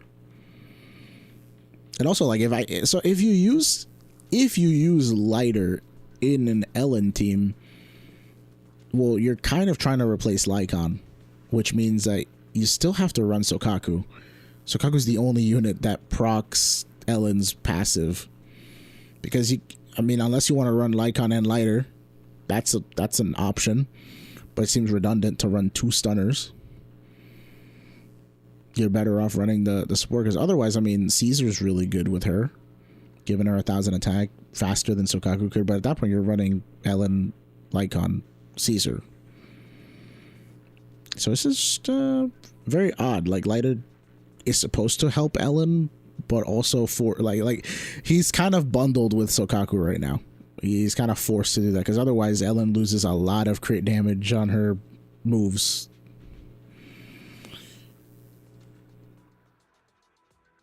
The teacher can only pull for waifus. Hey, as long as you don't, I don't know. So on Hoyo Labs, I saw some random dude who was just kind of like, yeah, I always skip male banners, and I'm just kind of like, that's kind of rude. As long as you don't verbally say those things were cool. If you could say you only pull for waifus, that's fine. But the other, just saying skip male banner just sounds so bad. I don't know. I'm looking forward to a couple of like the guy characters. I was looking forward to Lighter. Lighter's cool. Harumasa I'm not super attached to, but I think they're gonna make him funny, so that's nice. I really like Joyous. I don't know if Joyous is ever gonna be a character, but one of the Void Hunter guys, he looks really sick.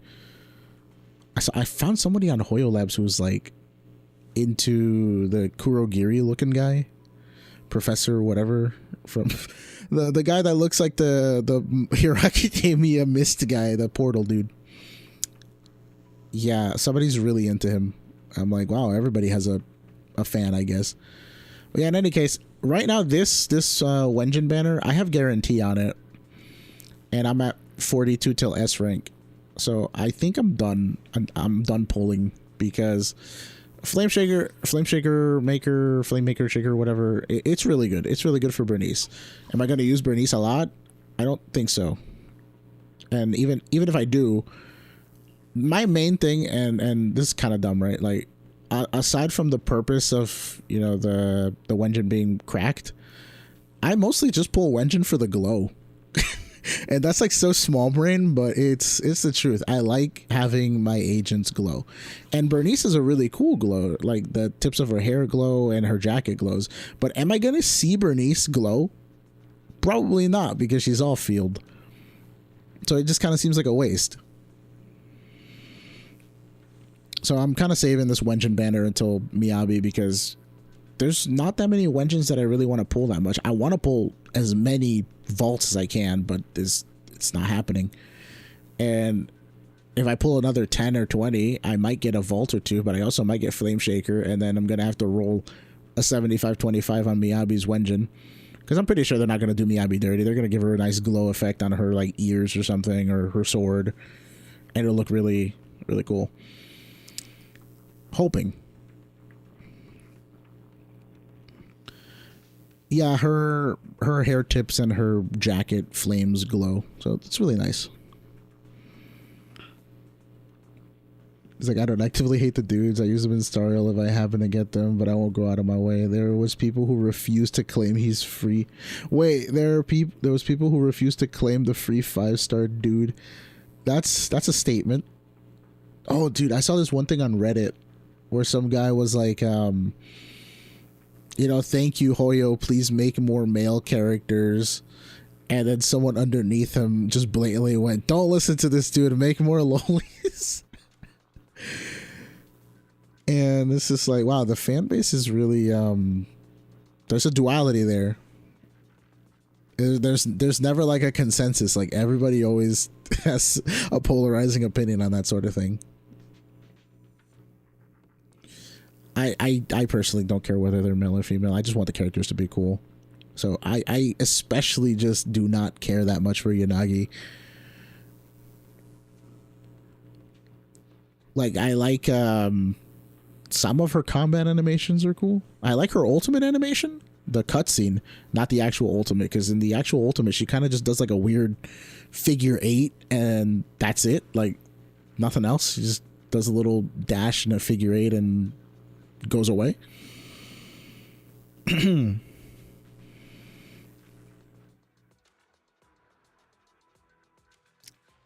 then I don't know, like the whole office lady look. I get that it's a thing. I get that people like that, but why she got the legs all out there? Like, I assumed the office lady look would come with tights. That's just my thing. I don't know. Maybe I'm wrong. Like, it just feels like they didn't finish the model to me.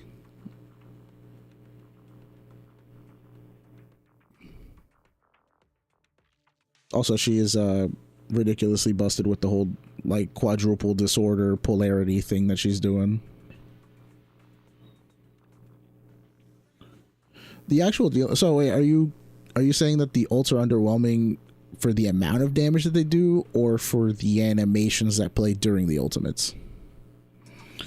Because we could probably talk about some ultimates. It doesn't help that let's see, where is it? Here. This chain attack and ultimate are in the same skill level thing. Like, they're together. You level up chain attack and ultimate simultaneously. That's because they're the same attack. Chain attack and ultimate are always the same animation attack. It's kind of lame once you notice, because you, like, in the beginning of the game I wasn't really paying attention. I was just like, oh, these attacks are so cool looking, and then I'm like, well, chain attack and ultimate are the exact same thing. It's just that ultimate plays the cutscene before and has higher multipliers.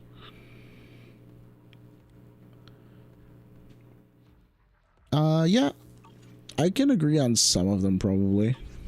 The cutscenes are cool. Love the cutscenes. Like I said, Yanagi's ultimate just doesn't do it for me. I think Anton's ultimate is also not that cool. Like he just kind of, I think, ground pounds his drill into the ground or whatever. I like the quotes that play. The effects are cool, but the actual, like, what he's doing, he's just jamming it into the ground. Yeah, they're the same animation, it's just different multipliers, and you get a cutscene before ultimate, so that's another thing. Caesar's is also a little bit similar to Anton's, but Caesar at least has the wheel spin thing, so that's cool. Bernice's is awesome. She literally just kind of like dashes around the field and just torches a dude. Grace just kind of throws a little grenade at you. I'm not feeling that. Ellen, she's neat. She does some weird like icicle crash thing. Huh? Is something the matter? Zuzu also just blasts you.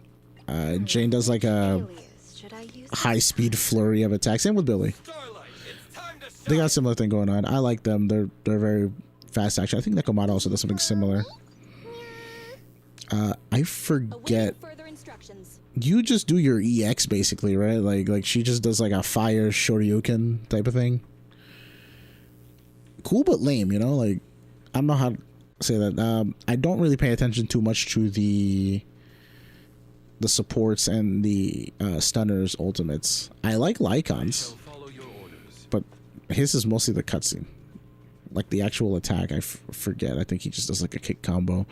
You want to test my hammer? Kaleda's, I absolutely hate Kaleda's ultimate and her chain attack. It's so disorienting. She like dashes through people, hits her hammer on the ground, and then like just disappears. Bernice was born as a commit artist, and yeah, she's the burn girl. Need something? My services are. I like Nicole's ultimate. Simple. Shoot a black hole at them. Is it work time? Sokaku's is crazy, but also takes too long. She spins all over the... What I hate about her is that she has such high anomaly mastery in-game, but not on stats. So like her anomaly mastery is 93, but I don't know if you've used her with your Ellen a lot, but she freezes everybody with that stupid fan attack.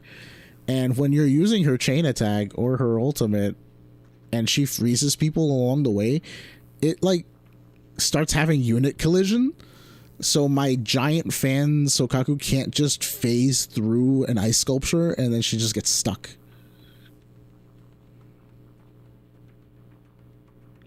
Yeah, there was talks about people talking about the joint attack thing, that they wanted them. Some people are fiending and saying that they want the ultimates for the idols to be like conjoined ultimates, and I was like, please don't do that. Please don't make back-to-back banners of the idols and give them a conjoined ultimate attack that is going to make me want to act up and pull all of them. Is it work time? Is food included? Also, please don't make Shinatsu an S rank. I'm hoping that it's just Utane and Rokudu, but I'm not expecting Shinatsu to be an S rank, and it's probably going to be the thing, because I mean that's another thing with Sons of Calydon. I was like, okay, Caesar can be the leader. She could be S rank. Bernice, I was expecting to be an A rank, but they made her S rank. So then at that point, I was like, okay, well, Lighter should be an A rank. And he was for a time, apparently. And then they changed him into an S rank because everybody cries about not having S rank guys. And so, we got S rank Lighter, and now I can't have him.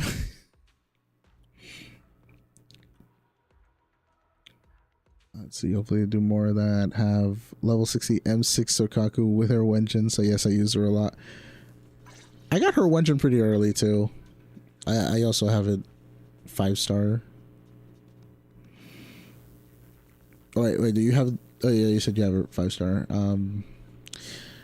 It's very useful. It's basically an ice version of Kaboom the Cannon. They do very much the same thing.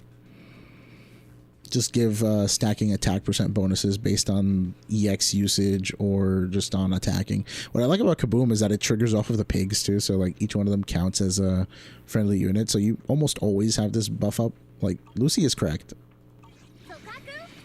I didn't even know she was cracked. I just pulled her as one of my first A ranks, and I was like, I like her. She has a bat. That was like my simple mind.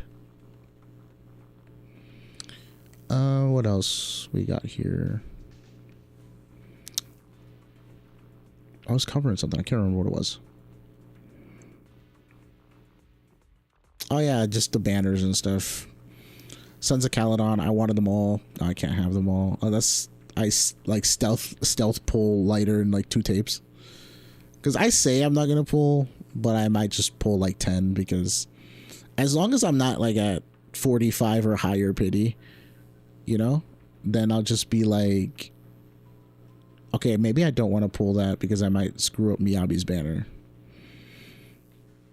But knowing me, I feel like I'm going to lose my next 50-50. So I'm like, if I get a early 50-50 loss and it can just confirm, hey, you have a guarantee for next banner, then I'll stop pulling. Hey, Naomi, how's it going?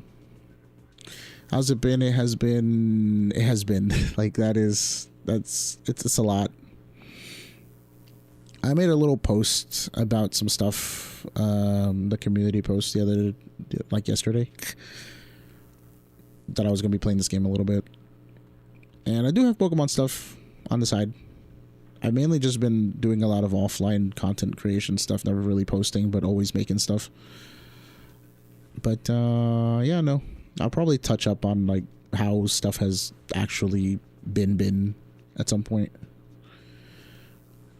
But I figured since this game has daily tasks, I'll just stream the daily tasks because I'm playing them anyways. And if anybody shows up, says hi, that'd be cool. What do we got here? I'm out of energy. I have to go to... Yeah, that's why I was going to take us to Elfie's place. I got sidetracked talking about all the characters. Like, there's a lot. There's a lot to cover. That's one thing I like about this game. And it's, you know, the nature of it being a gacha is that there's always going to be like a new character, something new to talk about every 3 weeks. Whereas, love Pokemon, but they don't come out with news as often as, you know, something like this. Also, sometimes seeing all the random polarizing opinions is funny. Anyways, I'm at a part in the game, not where I could just... I see pink disc, I just say trash it. I haven't like read a lot of my pink discs in a while. I'm saving up material, so like here I have 700 of these little pink fragments. In the next patch apparently, oh yeah, Xenoblade. I saw the trailer but I kind of tuned out in the middle of it, and it's not Xenoblade's fault. I'm just kind of going through something and it made me tune out, so I have to give Xenoblade a watch at some point again.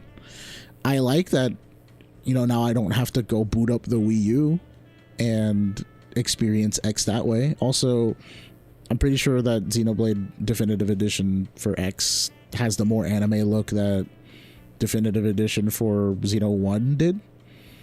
So that'll be a nice change of aesthetic. Okay. So listen, I don't know if this is an unpopular opinion, but every time I go into Elfie's shop, I have to do this. Where is it? I cannot stand her talking in my ear for like an hour because I'll spend a lot of time in this disc shop just doing stuff, and she just yaps. She just yaps a lot. So I was saying, 700 of these pink things. Next patch, we're apparently going to be able to convert these into the gold ones, the S rank. For 15 of these make one gold disc, as opposed to pulling 25 and getting a gold disc. So like, if you like gambling, keep them as pinks and just roll, and you might get, if you get a pull where you get 2 or more for in like the same 25 batch, then cool. But overall, I think it's just safer to turn all of these into golds and just roll the actual, you know, end game discs. Okay, that's cool if they have better faces. I am looking forward to that for Xeno X. So is it Xenoblade X or Xenoblade Cross? Like, how would you pronounce it? I think most people just say X. Oh yeah, so these are all my discs. Wait, let me S rank. because I do have a couple of A rank protopunks that I was keeping because they have attack percent on them, and usually they go on supports and stunners. I'm not gonna really cry about 5 or 10% extra bonus from an S rank disc, where like usually I'm just gonna put an attack percent protopunk on someone like Seth that has an attack scaling stat.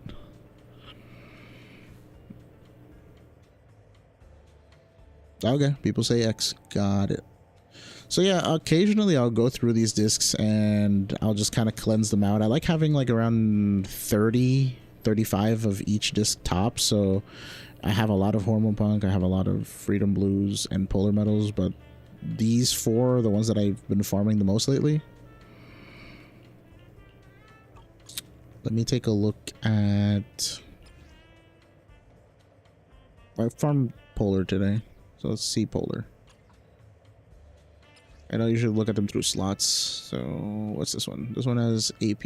If this does not get attack percent, then I'm throwing it out. Yep. Wait. But it has 2 crits. This is a cope. I'm keeping it. It has crit anomaly stats. Some of the other ones that I've kept are... So this disc is really good for an ice anomaly. So I'm hoping that Miyabi's ice anomaly, because it has 2 attack percent, 3 AP. And I got this a long time ago. I was using this on Ellen because I thought anomaly proficiency from Shatter would be good.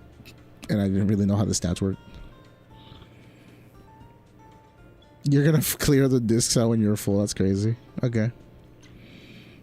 This disc is... I don't even know. Oh, right. I used to use this on Ellen too because it had 2 crit damage. But right now she's using a Woodpecker slot 1. I want to level up this disc at some point because it has double crit and attack. I might level it up today, actually. You can suffer with me if I actually don't have any good stats. This is attack and proficiency. This is also another good like anomaly disc. I don't think it'll beat this one because this one has 5 good rolls. And I don't know what this one will get. This is just like a subpar Ellen. A lot of my what's it called? A lot of my frozen polar metals got like attack and 1 crit or both crits. Never both crits and attack. Look at this one. This one has 2 crit stats and an AP. So this is basically just this disc again, but instead of having attack percent, it's got AP. Wait, instead of having crit rate, it's got AP. This one is double crit and AP, no attack percent. So yeah, once we get confirmation on what the heck Miyabi is, if she's not anomaly, then I can not focus any of these AP based polar metals. Also, if we get her element, if she's fire, then I'm just like, well, toss all of these in the garbage. They will not exclusively roll to defense and not crit. Yeah. That's, I mean, if you have that kind of luck, that's awesome. Let's see, what do we got?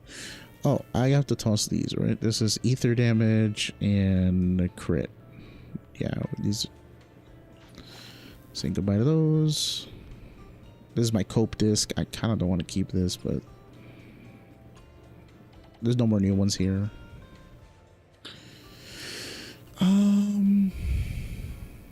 Did I not mark any of my freedom blues for dispose?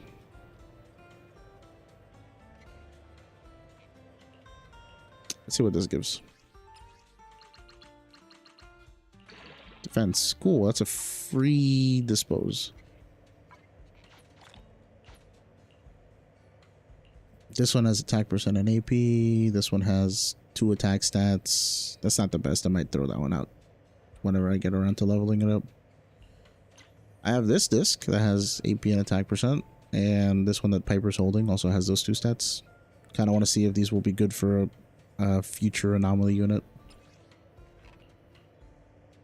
Nothing new on 2. We got some new 3s. Crit damage. Defense. Okay.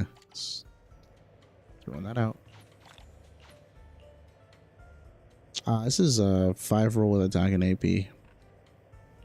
That's a cope.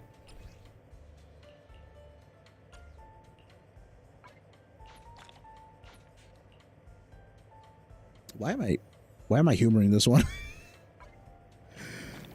Yeah, it's crit damage, but it's got really bad substats. I don't want it. What's 5? Attack percent, crit damage, attack. That's pretty good. Fire damage. This is a Bernice disc. I didn't say not. I said they will. Oh, okay. So you will get all defense and HP. That's upsetting.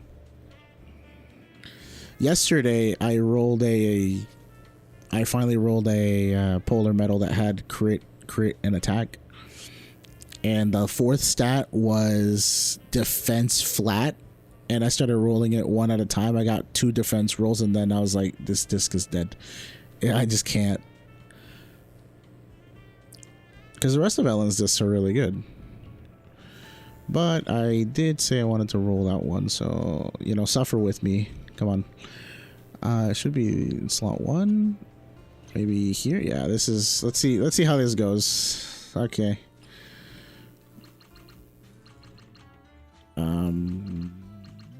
Almost? Okay.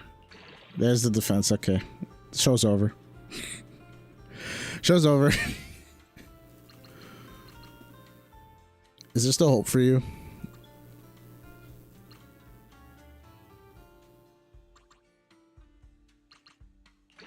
Okay, crit damage. Yeah, it's gone. It's gone. I'm just tossing it. This happens too often. I don't get these discs that often too. It's like crit damage, attack percent, and crit rate. It has literally, this one has a 75% chance of hitting every other stat, and it just says, nah, I want to be in defense percent. Let me see, where's this? So this is the disc that it has to compete with on Ellen. It's got 2 attack and 2 crit damage. Where's that awful disc I just rolled? And it just can't do that anymore, I don't think. It would have to get, yeah, it would have to get another crit damage to match, and then it just doesn't have it doesn't have that extra 57 attack, so I'd actually lose attack by equipping this disc. You know what? Cope. Let's see. I see defense +3. I sort of got, I get crit damage. Okay, so it matches.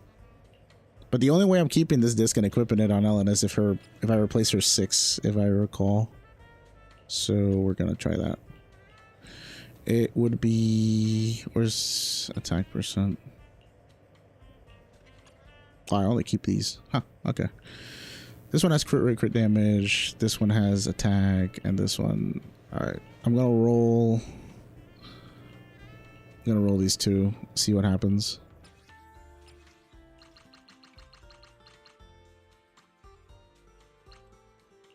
Crit rate. Crit damage.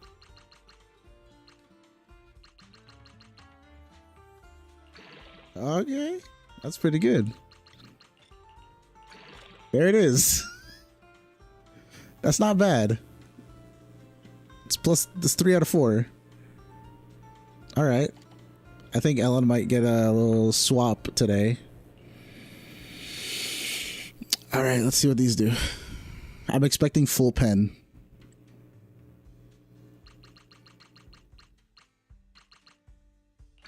There's the one pen.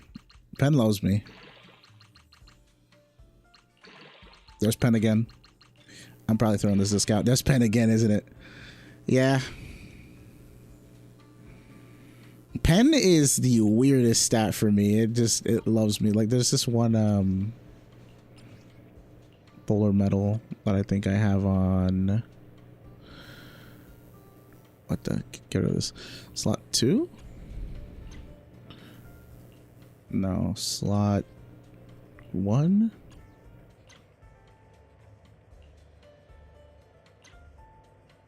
Slot 3.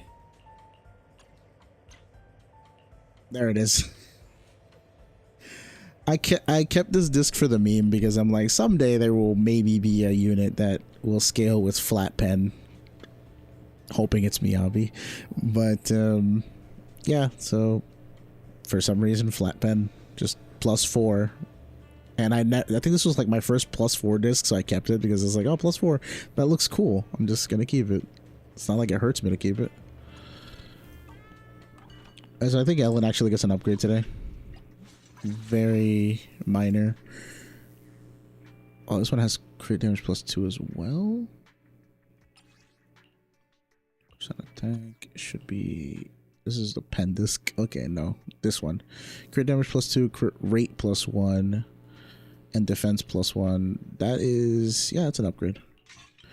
And then here we will go for the frozen metal that or the polar metal that I upgraded today. That was kind of cheeks, but also okay. Is it this one? No. Crit damage anomaly, no. It's the one with the 3 stats. Where is it? I can never find this thing. Oh, it's this one. I'm dumb.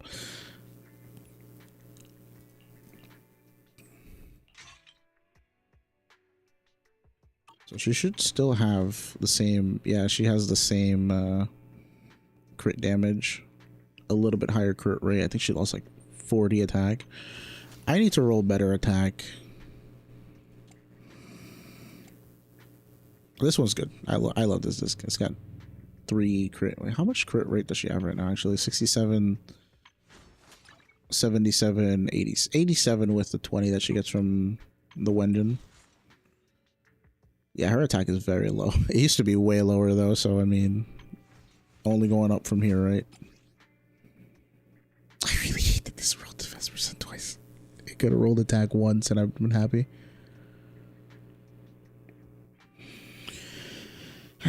Pen isn't a bad stat. +50 defense, Ellen. Oh, I used to have a really fat shark.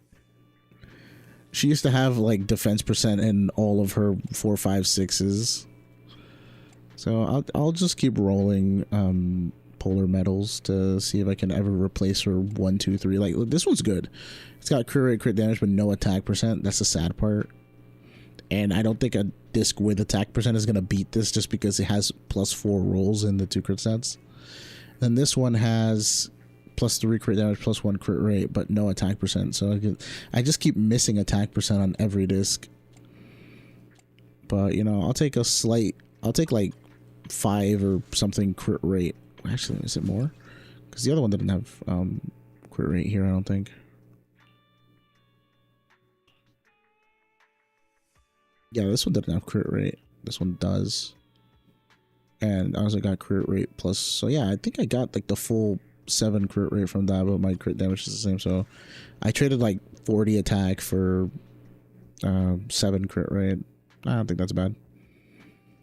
Besides, Sokaku or Caesar will give her a lot of attack. So it's just better that she has more consistent. My Zuzu stats are kind of cracked though, and her crit should be 40 because she usually uses the Nekomata disc. So this is more what her stats look like: 3k attack, 40 crit rate almost, and 183. That's level 50. It's not. I also don't have an ether disc, so swap back to Neko. I think that disc is eventually going to end up on Ellen though, because Zuzu doesn't need this much crit, like 40 crit. And I could get it from the other discs. Nekomata also gets a lot of crit from her Wenjin. And she usually pairs with Nicole, gives her 15 crit, and she gets crit from this. Yeah, she gets 14 crit from this, so she's not going to need that really cracked slot 4 for a while. Or she's not going to need it after a while, is what I'm saying, actually. My crit damage on who? On Zuzu or on Ellen? I used to have flat 170 crit damage on Ellen before, but I had to replace some discs.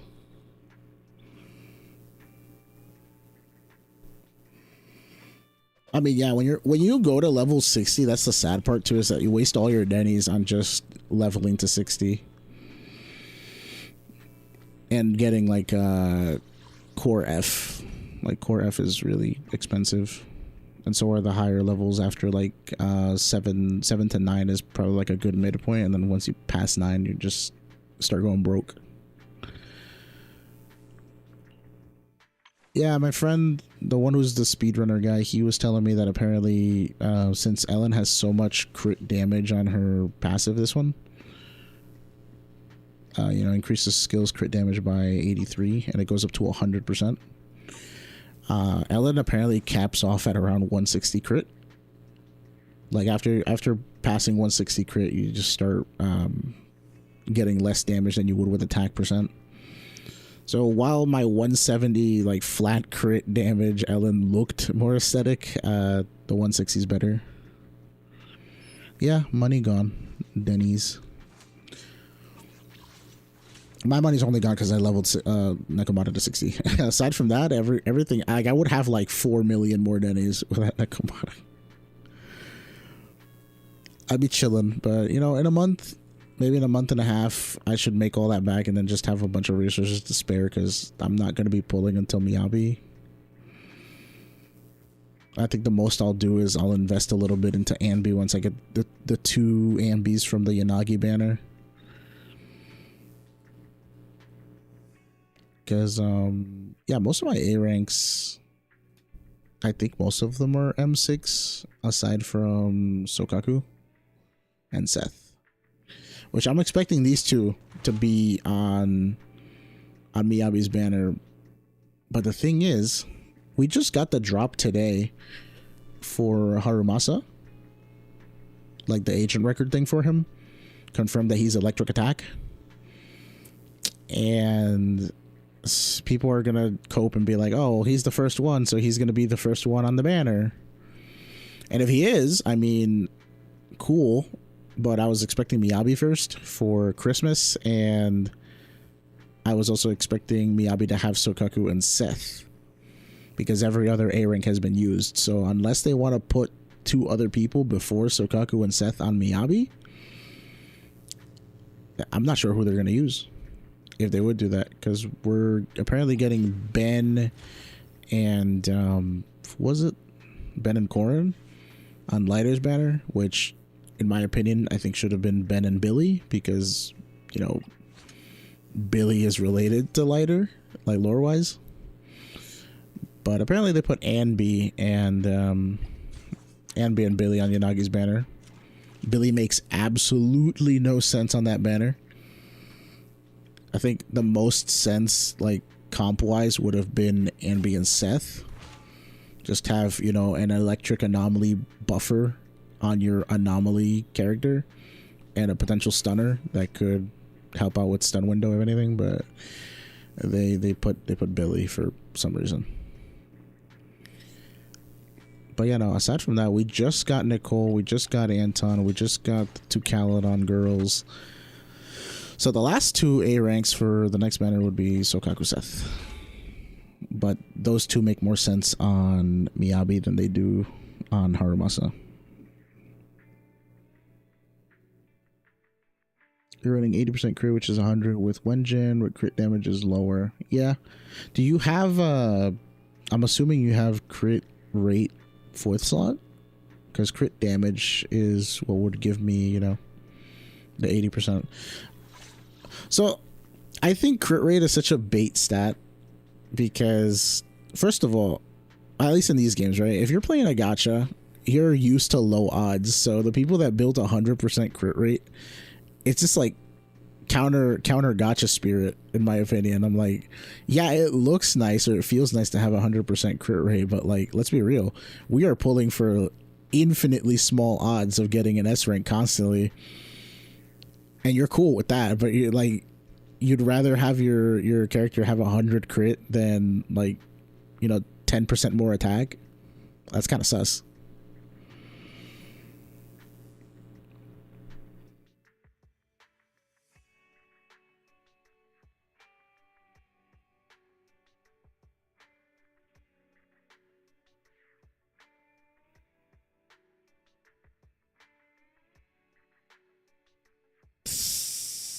Nice. Okay.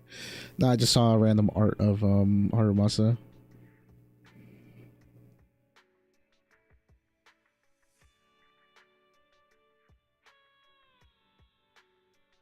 Oh, that's cool. That looks like it. That looks like something else. Okay, never mind. I usually don't build to 100. I just did it for now until I get better crit damage. Just, I feel you. I mean, my first crit damage just was awful. I think it was like one of those defense discs. Lately, I've been getting a lot of crit damage. Like, actually, wait. That was another thing I was thinking about rolling today, actually. Where is it? Recommended, crit damage, polars. I have... What is this? Oh, right. This I rolled this one yesterday, so I already did upgrade this. Look at this. Attack, pen, defense, crit rate. This was the one before. Attack, HP. Wait. Yeah. No, I might have deleted it. Basically, it was the same disc, except instead of crit rate, it had HP, but it had the exact same rolls, the exact same order of the stats. It was just the crit rate was HP instead. That was the disc I had yesterday, and I threw it out already. Because this one has attack and attack flat, which was better than having defense and pen. So yeah, I threw out the other disc, but it was basically a clone of this one, but without the crit rate. And it got the exact same rolls, and I was like, man, you had two chances to slot into crit rate or attack percent, and you guys chose pen and defense twice. That's crazy. I'm keeping this one for crit anomaly because, you know, AP, attack percent, flat attack seems like it'll work. This one's honestly just I should probably throw this one out.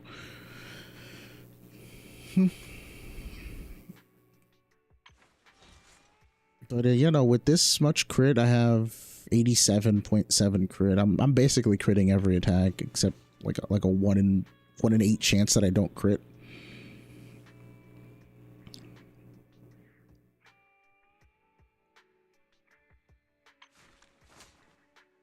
So I'm glad that Ellen's kind of working her way up. It's just that my main concern is getting her attack up. So losing 50 attack doesn't feel good, but 7 crit rate is nice. If I leveled her up to 60 and she gained 25 attack from this and like another 100 or something from Wenjin, she'd probably reach closer to 3,000 attack. Like, my Ellen is not bad. She's just under leveled. But I like to play the game on hard mode, so...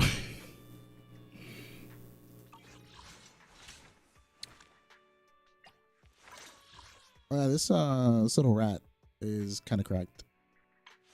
Look at these AP rolls. This disc is never getting replaced. So the funny story about her was that I randomly gathered a whole set of like six discs, and I've only replaced like maybe 1 or 2 of them for a very minor attack increase or something like that. But these were the discs that I just fresh rolled for her, and I just put them on a tray, and I was like, if I don't use them for Piper, I'll use them on Rat. And I ended up rolling them like this. So this one has 2 attack, 2 anomaly, 1 flat.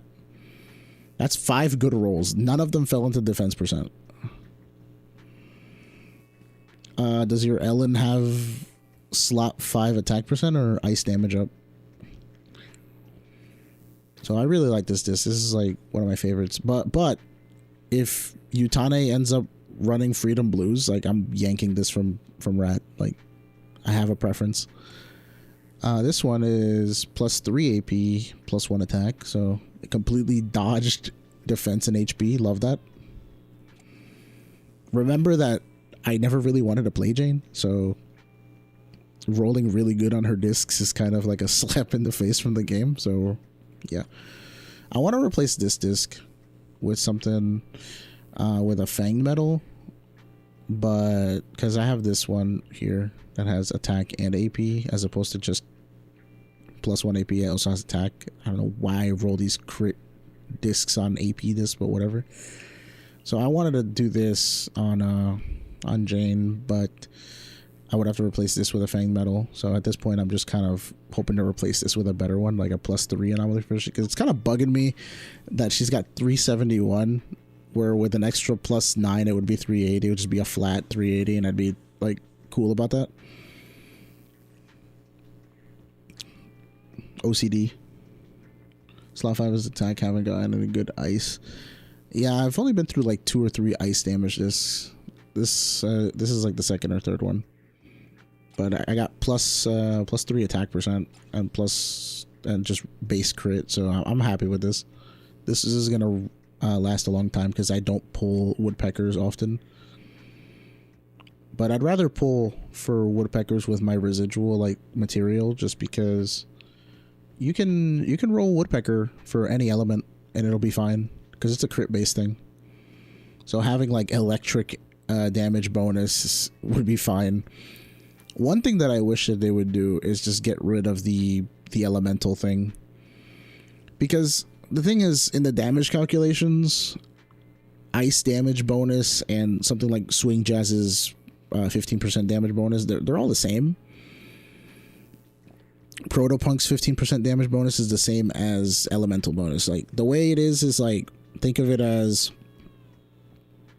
anything that boosts damage, like just says, you know, increased damage. Think of that as adding that damage to every element. It stacks with ice damage bonus. It doesn't have like its own multiplier, so you get diminishing returns really quickly. So I'm like, if they're gonna calculate like that, why not just make slot 5, instead of having 5 different RNG elements, just make it damage bonus, you know, +30. I think that would be like the cleanest way of just getting rid of discs not rolling their proper element. Because there are niche cases, like I was telling you about that cracked ice damage bonus thing that I wanted to do with Fang Metal and Ellen. Like, that wouldn't be possible if they coded it so that Fang Metal could only roll physical damage up, but if they just coded it so that damage bonus is non-elemental, then it would be fair. But I'm not sure. Yeah, they want you to farm. It's not that it'll be super easy, though. I mean, you still have a bunch of other stats in slot 5. Let me go to Elfies. What is here? Look at all these stats. You could still get percent attack, percent HP, percent defense, pen ratio. 1, 2, 3, 4. That's 4 other possibilities. And then damage percent. That's 5. Here, it's the same thing. You get attack. Honestly, add the crit stats to slot 5. If you want more RNG, take away all the elements, leave it as percent attack, HP, defense, pen ratio, or add anomaly mastery or something. Just replace them with other stats that could be useful. But don't make me roll for 5 different elements, my guy. 1, 2, 3, 4, 5. It's so bad. You could easily replace that with other stats. What's another one? Days. Days is a stat. Energy generation rate would be a cool stat. They have other stats. Let me see. We have all these stats you can put on there. And you chose, yeah, let me go for the 5 elements. Imagine energy limit as a stat, like plus 50 energy limit, so you can have more energy. Energy generation, energy regen. Flat pen would be funny. Pen ratio is already there. AP, you could do another AP disc or percent AP or something, because they already have AP on slot 4. Impact is a slot 6 stat exclusively. So there's other options. Yeah, we'll go to RNG. Yeah, no, I'm just saying, like, I don't mind it because, you know, I'm cracked. I pull what I want. I'm just kidding. I'm gonna get awful luck now, but yeah, it would make the game better for most people. And you're still gonna farm like damage up on all of your characters for the most part. That's just like an end game thing. But it just feels so bad to get the mismatched element thing. I forgot what I was even doing here. Short-term memory loss thing, you know?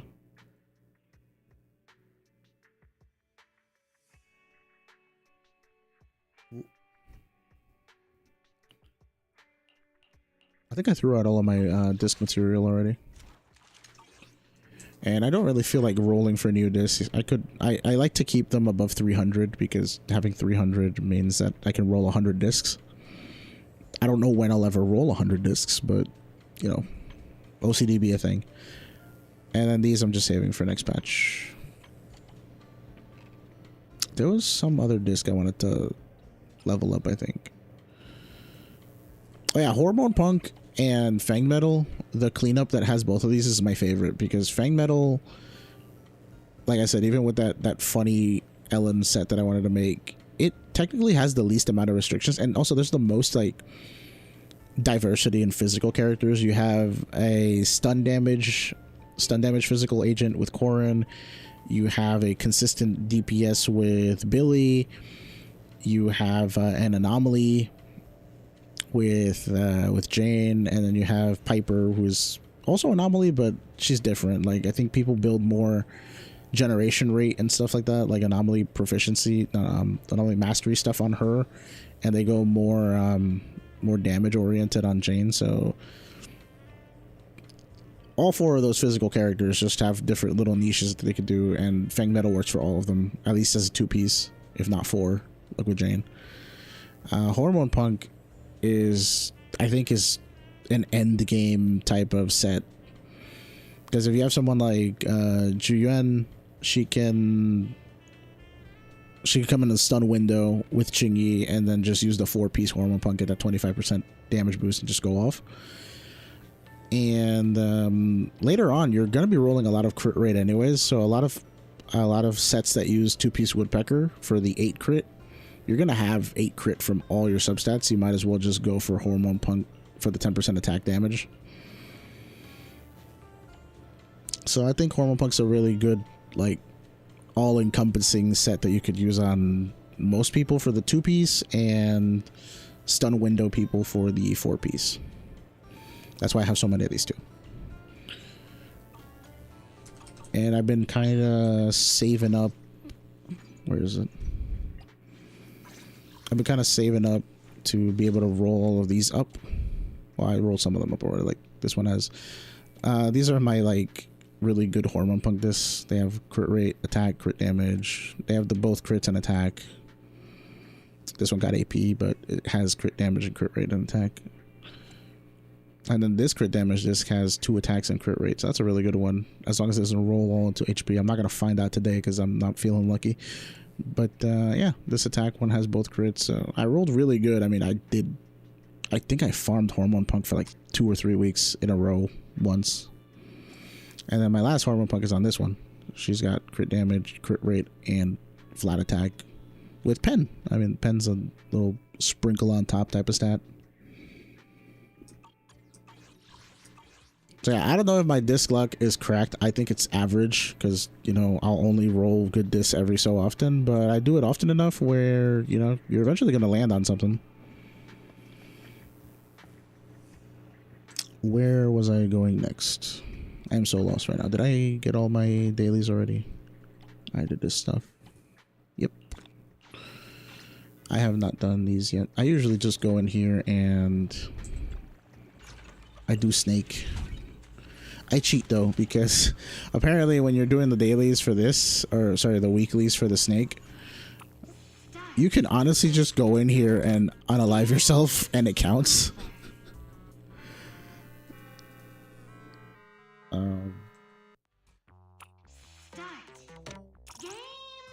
This game is stressful, by the way.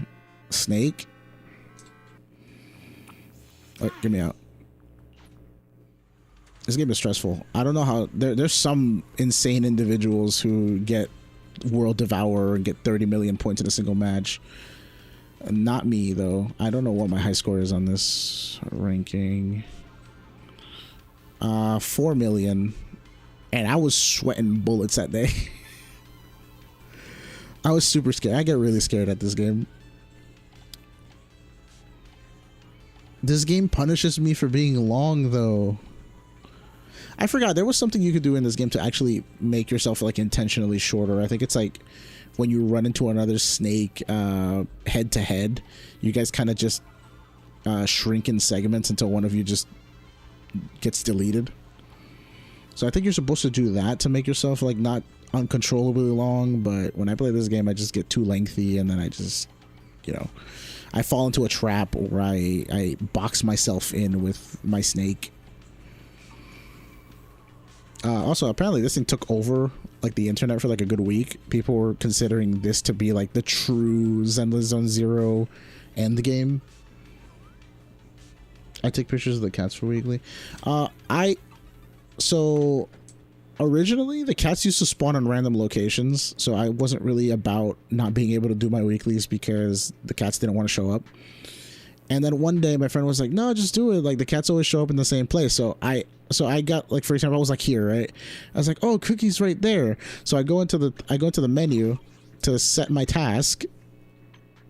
I go to this menu to set my task, and I highlight the cat, and then I click off, and Cookie just vanishes, and I am losing it because I was like, yo, there's no way because he's like, yeah, just find the cat first and then pick the task, and I was like, cool, I'll do that. I guess they must have patched it because I picked the cat after finding him in the overworld, and he just vanished, and I just lost it. So I have trust issues with Zenless, apparently. Yeah, I could do an agent invite at some point. I don't feel like doing it right now. I only got like 2 days left. Yeah, I've been kind of slacking with my weeklies and stuff this week. Been rough. I still haven't claimed these. I don't know why. Sometimes I just wait and I just leave them there. But I got 10 Boupons. I have to do this at some point. I have not done Bernice's agent story. Also, damn. And yeah, this got reset today, so I guess I could do that at some point. I select the cat and my game refreshes the world immediately and they show up. So yeah, I think they patched it again or something, because before it was originally it was like the cats would be in the overworld and there would be no refresh, and then afterwards it was like you pick and it refreshes, but it doesn't put the proper cats in the proper place. And I think now it's like once you select the task, it actually makes the game, it like forces the game to give you those cats in those particular areas. So they were nicer. It's just I caught them on the bad day. But it's easier for me to just go to the arcade and just snake twice and be done. Although next patch we're going to get a whole series of intricate weeklies with a bunch of different tasks. So this is probably the last week that we're going to get to do this. Well, this coming week. Because after that's when Yanagi shows up.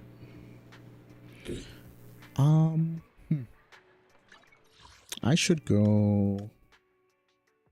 What should I do actually right now?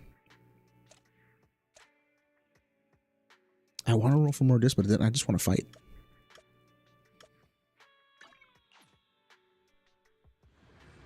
But this is agent story is crazy short. Removing the TV mode makes it just like dialogue and combat. How do you feel about the TV mode removal, by the way? Should I do critical right now or should I do something else? Any suggestions are welcome. I kind of need some water. I've been yapping a lot.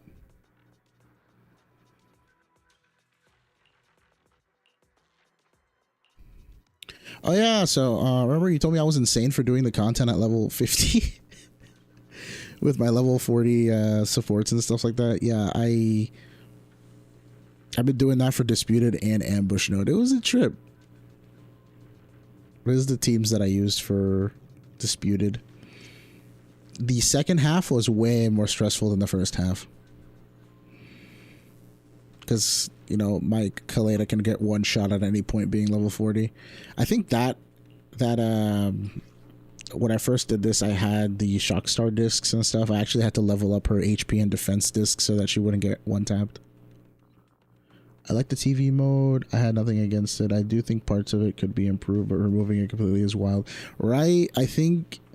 So... I liked the changes that they made with the animations, because some of the animations were getting a little too ridiculous. Like every time I walk near the store and the camera has to zoom in on the store, play the entire animation and stuff. That's just no, don't do that. That was too much.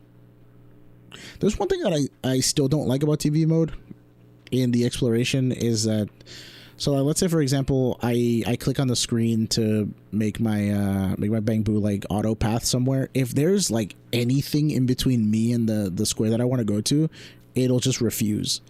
And it's not even like, so I understand if they do it with spaces that could be detrimental to you, like the purple spaces that up your corruption or something, but sometimes it's just coins. Sometimes it'll just be a space that has gear coins on it, and my bamboo will be like, nope, can't touch that. And I'm like, but why not? Just, it's gear coins, Mike. I just walk through it. Yeah, fairy telling you she can't open the door every time. Yeah, that's another one. What else was bad about TV mode? The animations took too long. The repetitive nature of certain things, I guess. So we just talked about not being able to just auto path through certain things. It was very weird though, this patch, when I logged on and it started asking me to press a button or permission to go into the shop and stuff like that. I still think that it's clunky when you're trying to open some of the gates, like the S rank gate that gives you the Z merits, but most people just do blitz now anyways. That's a little clunky. I don't like that I have to like stand next to the door and then press the thing. Like, honestly, they should, like, if I'm gonna walk into the door, right, that's basically me saying that I want to open it. So don't even ask. Like, if I walk into the door, just open it. And if I can't open it, then make my little bamboo guy just kind of like bounce off the door saying that I can't open it.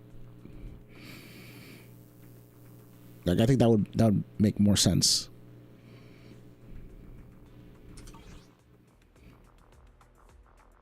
Oh yeah, I was gonna show you this.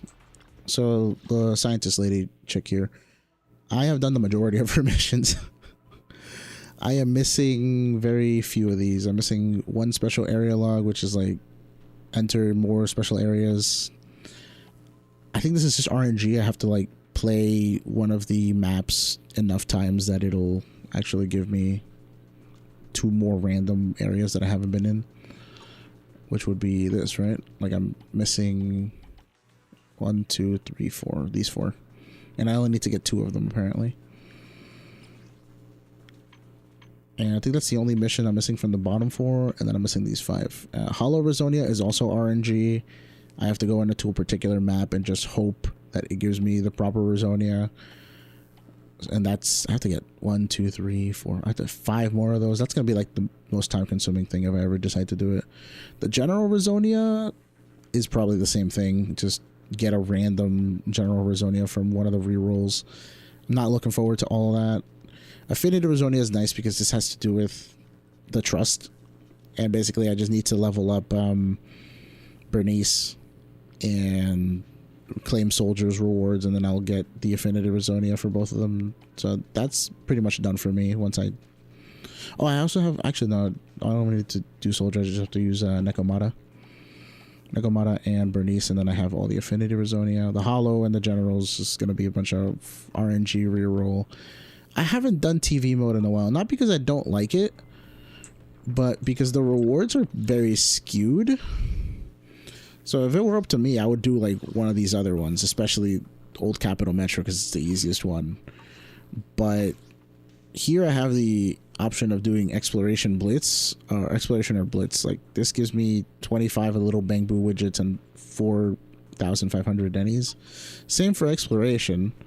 4,500 days in bamboo, but the problem is that running it down in Withering Gardens Exploration is a little stressful, just because if you get corrupted in 5 and you have to fight Nineveh with her increased Rizonia thing, that's not cool. I don't like it. I'd rather fight her at level 60 and just run it down for 10 or 15 minutes than take a chance on her being OP. Plus, I don't like that. The Withering Gardens map is like a combination of Metro, Construction Ruins, and Abandoned Skyscraper, like back to back. I never know what I'll get when I go in there, and some of the mechanics for those three maps are very annoying. So I'd rather just fight the harder blitz here than have to deal with the super RNG of that.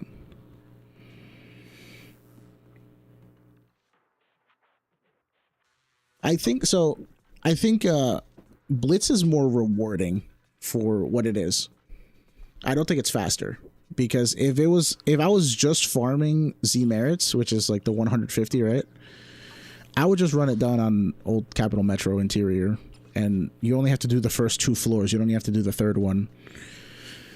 But the min-maxer in me says do the 15 blitzes a week and get the additional Bang Boo widgets and Denny's, because if you do 15 runs of blitz, you actually get 180k Denny's a week from the amount of material the Bang Boo widgets is worth and the Denny's.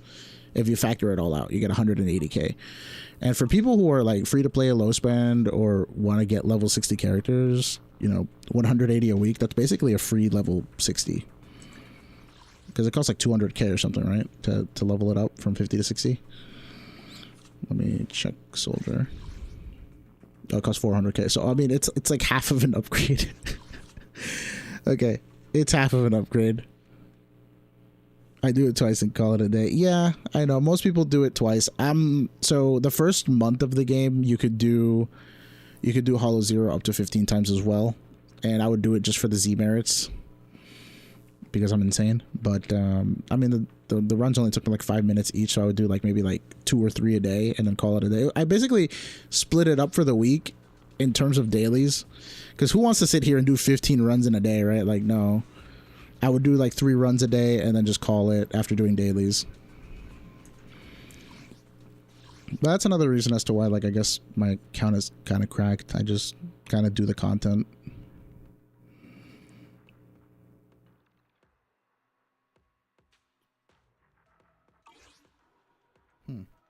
I have not touched Inferno Reap in a while. Like, I did all the missions on it with Ellen, and then I stopped.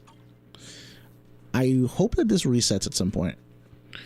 So my prediction for that is I think after Miyabi's chapter, or whenever they decide to release her, like her little story event stuff, like she's gonna take out Nineveh finally, and we're gonna get like a new big boss ethereal. It's gonna replace Inferno Reap or Throne, or just add an extra mode so that we don't have to fight Nineveh constantly. Which would be cool if they actually reset Hollow Zero to have like a new like big boss master type of thing. That'd be awesome. There's only so many times I can fight Nineveh and it'd be challenging. Now it just isn't. Like I said before, she is less challenging than like Pompeii for me. Because Pompeii runs, and Pompeii has some really funky attack animations with his little motorcycle axe hammer thing that he has in phase 2. Although, how do you feel about Sons of Caledon story chapter thing? There was one dude, this one dude I saw on Reddit who was completely traumatized at what happened to Pompeii, and I was just kind of like, it's not that serious, fam. He's just the old man character. It was bound to happen. Most anime games just introduce an old guy into the mix just to kind of kill him off, though. Let's be real.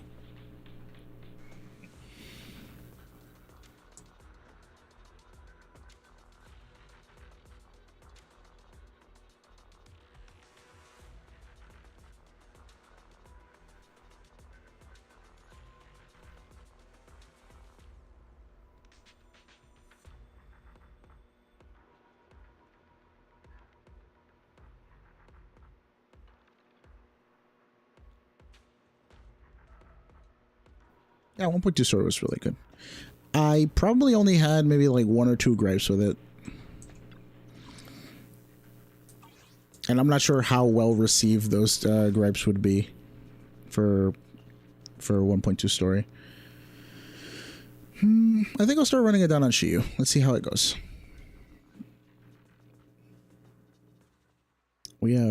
I can't use physical on second side, so I'm just going to use my little Neko team on the first slot.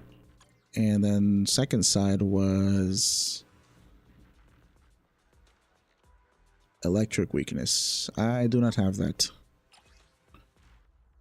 Yona, pick a second team for me. I don't care who. Just who should I use on side 2? I got Jane, Ellen, and Zuzu.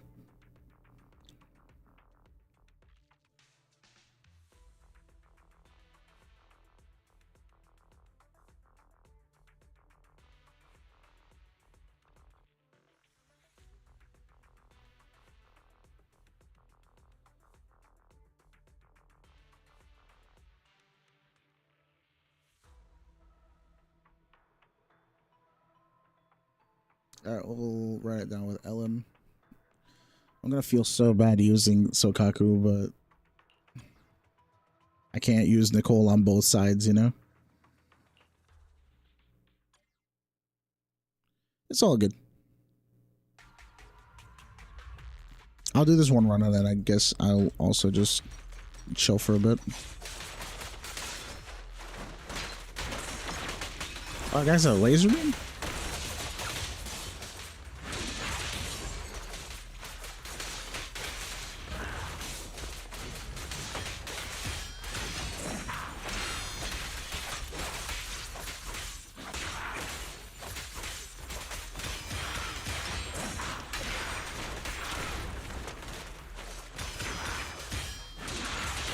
I forgot he could block. Oh, I didn't turn the character voices on. I'm like, why is it so quiet?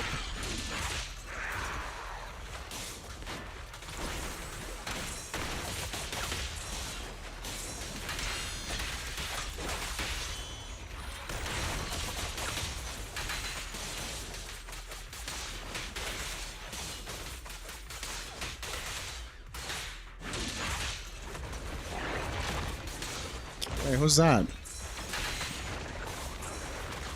So there's a mechanic in Shio apparently where if you leave some of the little guys alive, the main boss or elite monsters will actually take less damage. And they usually don't do anything with that. But I guess now they're trying to put little guys next to the big boss to lower the amount of damage he takes.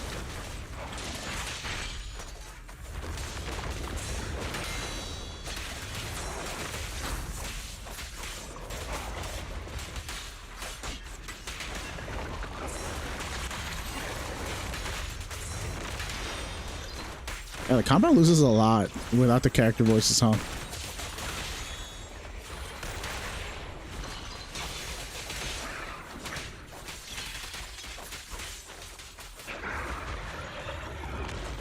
Oh, I didn't get to ult.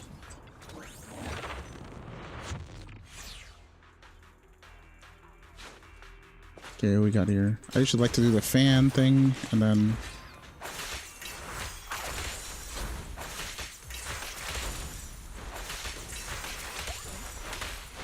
whip them up. Tail swipe. Oh.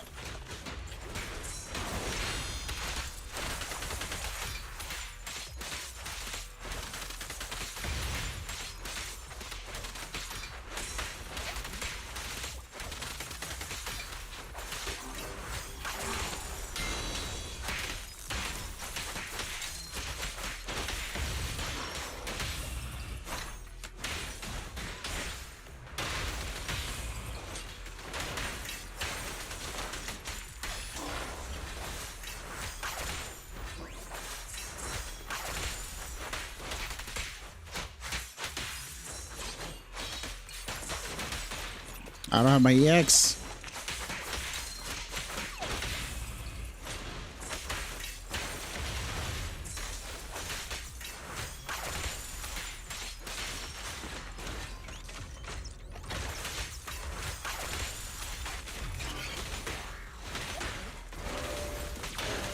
Oh, see, that's what I mean about Sokaku. She just kind of dies.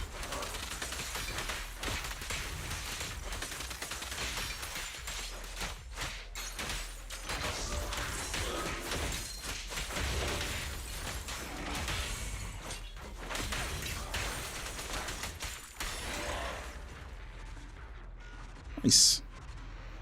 Yeah, it's been a while since I used Ellen, but she felt a lot stronger. Them disc buffs OP. Okay then. I will take a break then. I've been on here for like, what, 2 hours or something? I'll probably stream again tomorrow. See what's up. Do some more of this. Probably just yap a long time about the characters and whatnot, because that's kind of what most of the game is about. But yeah, no, thanks for dropping by. So it's kind of like playing Xenoblade without everybody screaming during combat. Do you turn the voices off in Xenoblade, like, for the combat? Because I know they get a little bit overbearing.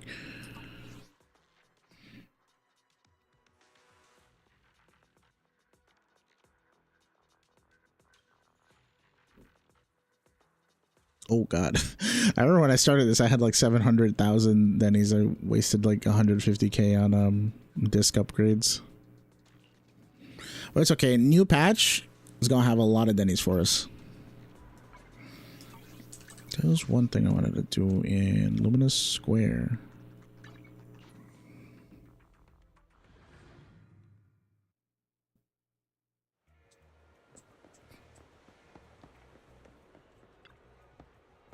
They feed me sustenance.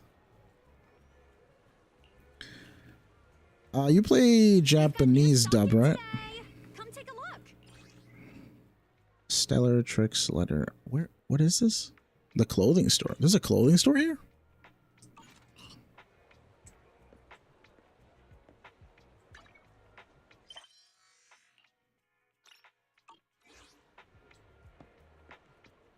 Doesn't know that. But yeah, I think I'm gonna go for now. Thanks for dropping by, Nat, and Naomi, and George, even though I know you're not here anymore. And Zizi, yes, I use English Xenoblade. Oh, nice. Yeah, same. I like English Xenoblade. ZZZ, Japanese isn't bad, but I got accustomed to the English ones. They're not bad for me. Most people kind of rag on them, but, you know. Same thing with Xenoblade. So... But yeah, no, by no means is the Japanese dub bad. It's just, I think it's ironic when the majority of people who do like Zenless in Japanese or something, they have this thing of like this air about them that they're like, oh, let me, yeah, I play ZZZ in Japanese because, you know, I like to enjoy the medium in its original intended language. And I'm like, you know, Hoyo's Chinese, right? It's like, you know, the game is probably in default Chinese. And so it's funny that people use like the default language argument, but it's probably Chinese first and then Japanese. But yeah, no, I don't know. Play whatever dub you like. Just don't rag on the other ones. Yeah, so it's like, if it's Chinese, why would you... Yeah, exactly. If you prefer Japanese voices, if you recognize the voice actors from whatever anime, you know, you like, then that's cool. Play the ones... But there are some diehard like VA fans for Japanese VAs, and they're like, "Oh my god, my favorite character is voiced by random protagonist or character from this other show. Like, I have to pull for them." And I was like, "Okay, I suppose." I don't think I could do that. Yeah, I don't think I could do that for either language, even in English. I mean, I don't know. Is there a VA in English that I really liked? The last VA that I really liked in English, well, he just died. So I'm just like, rip. It's like the randomest thing too. It's just like, I really like this dude. He had some awesome voice lines, and then I go look up some of his work, and he's dying, and I was like, why is the world like this? This is why I can't like nice things. You see, if Aoyuki character shows up, who has they voiced before?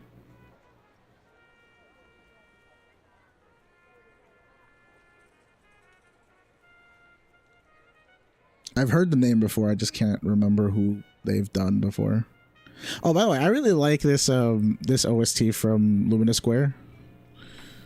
With the little trumpet music in the background or something. The most iconic scene I can remember to that song is when Miyabi has that one cutscene where she's talking to Zuzu about melons, and it's like the most ridiculous thing. I'm just kind of like, why? I think I know who Miyabi's English VA is, even though it hasn't been announced. Like, it sounds very much like Christina V to me. A lot of things, probably faster to look it up. I mean, you could just tell me your favorite role that Alright, second. Aoi Yuki. She has a VTuber?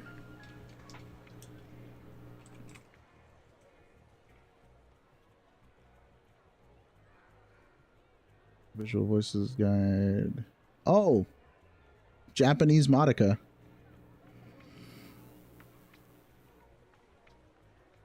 Hero Academia. There was a Hero Academia movie in 2024? Futaba from P5. Yeah, okay, I see. Random Bleach character, Lucy from Cyberpunk. She was Mashiro from Xenoblade 3? Fiona. But you said you played Xenoblade in English, so you probably wouldn't hear that. But yeah, no, she's in Xenoblade 3. There you go. Change dubs now.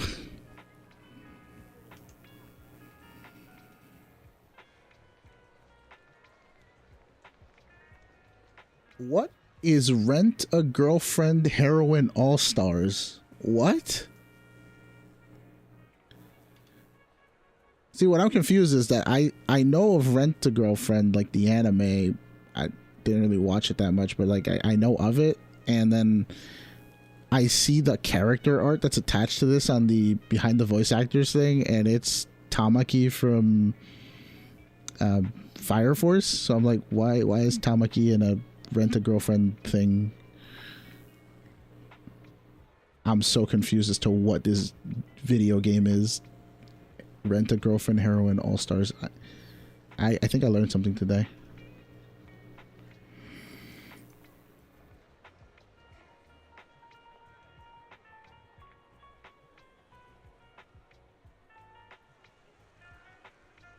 Oh, apparently it was a game that shut down in January 25 of last year. Huh.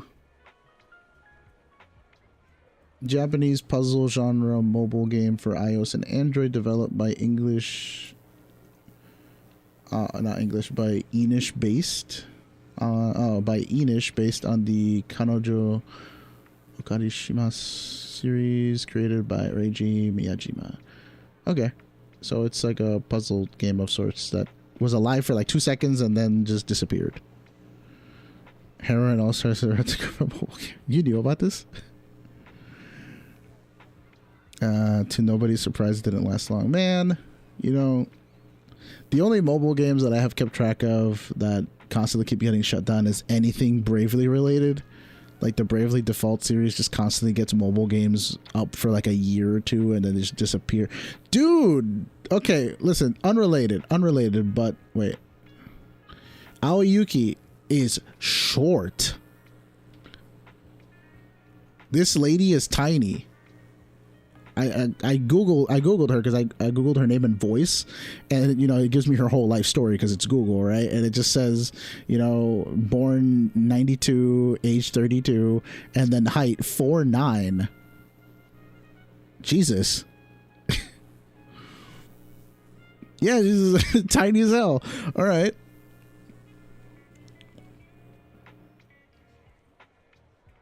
Yeah, I don't know, that just caught my eye right now. It's like, wait. Uh-huh.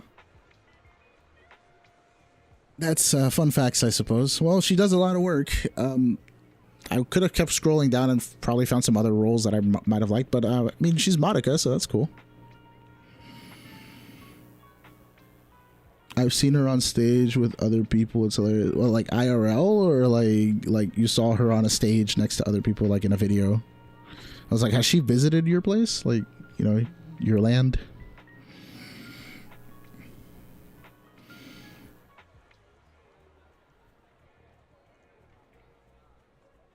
Yeah, I'll probably look that up later if she's got like appearances on things, because I just kind of want to see how, you know, a 4'9" person stacks up to like a normal height.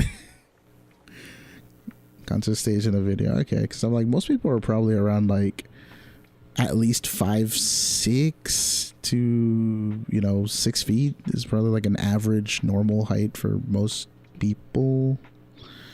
Maybe not most girls. I think most girls are probably like somewhere between like 5'4". But yeah, even like 5'4", she is 1, 2, 3, 4, 7 inches, like half a foot. Got a whole Subway sub. She's one of the Symphogear protagonists and has performed. That's nice. Woo! Alrighty. I am going to take a break from Zenless stuff right now. I don't think I have much left anyways.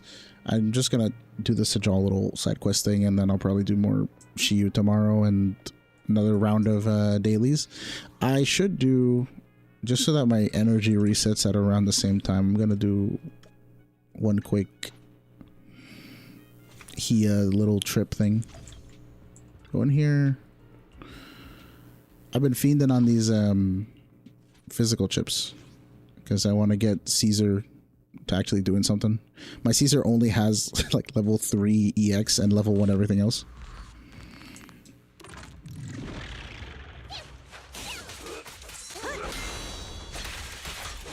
There we go. Voices are back. Oh, what's Lucy doing here?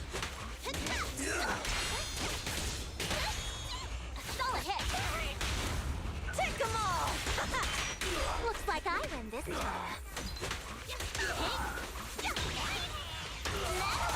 I love how ridiculous Lucky Boo is. He's just throwing coins.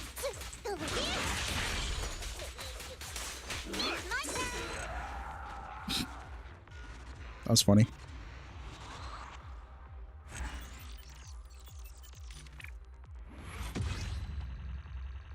Okay. Now I'm actually done.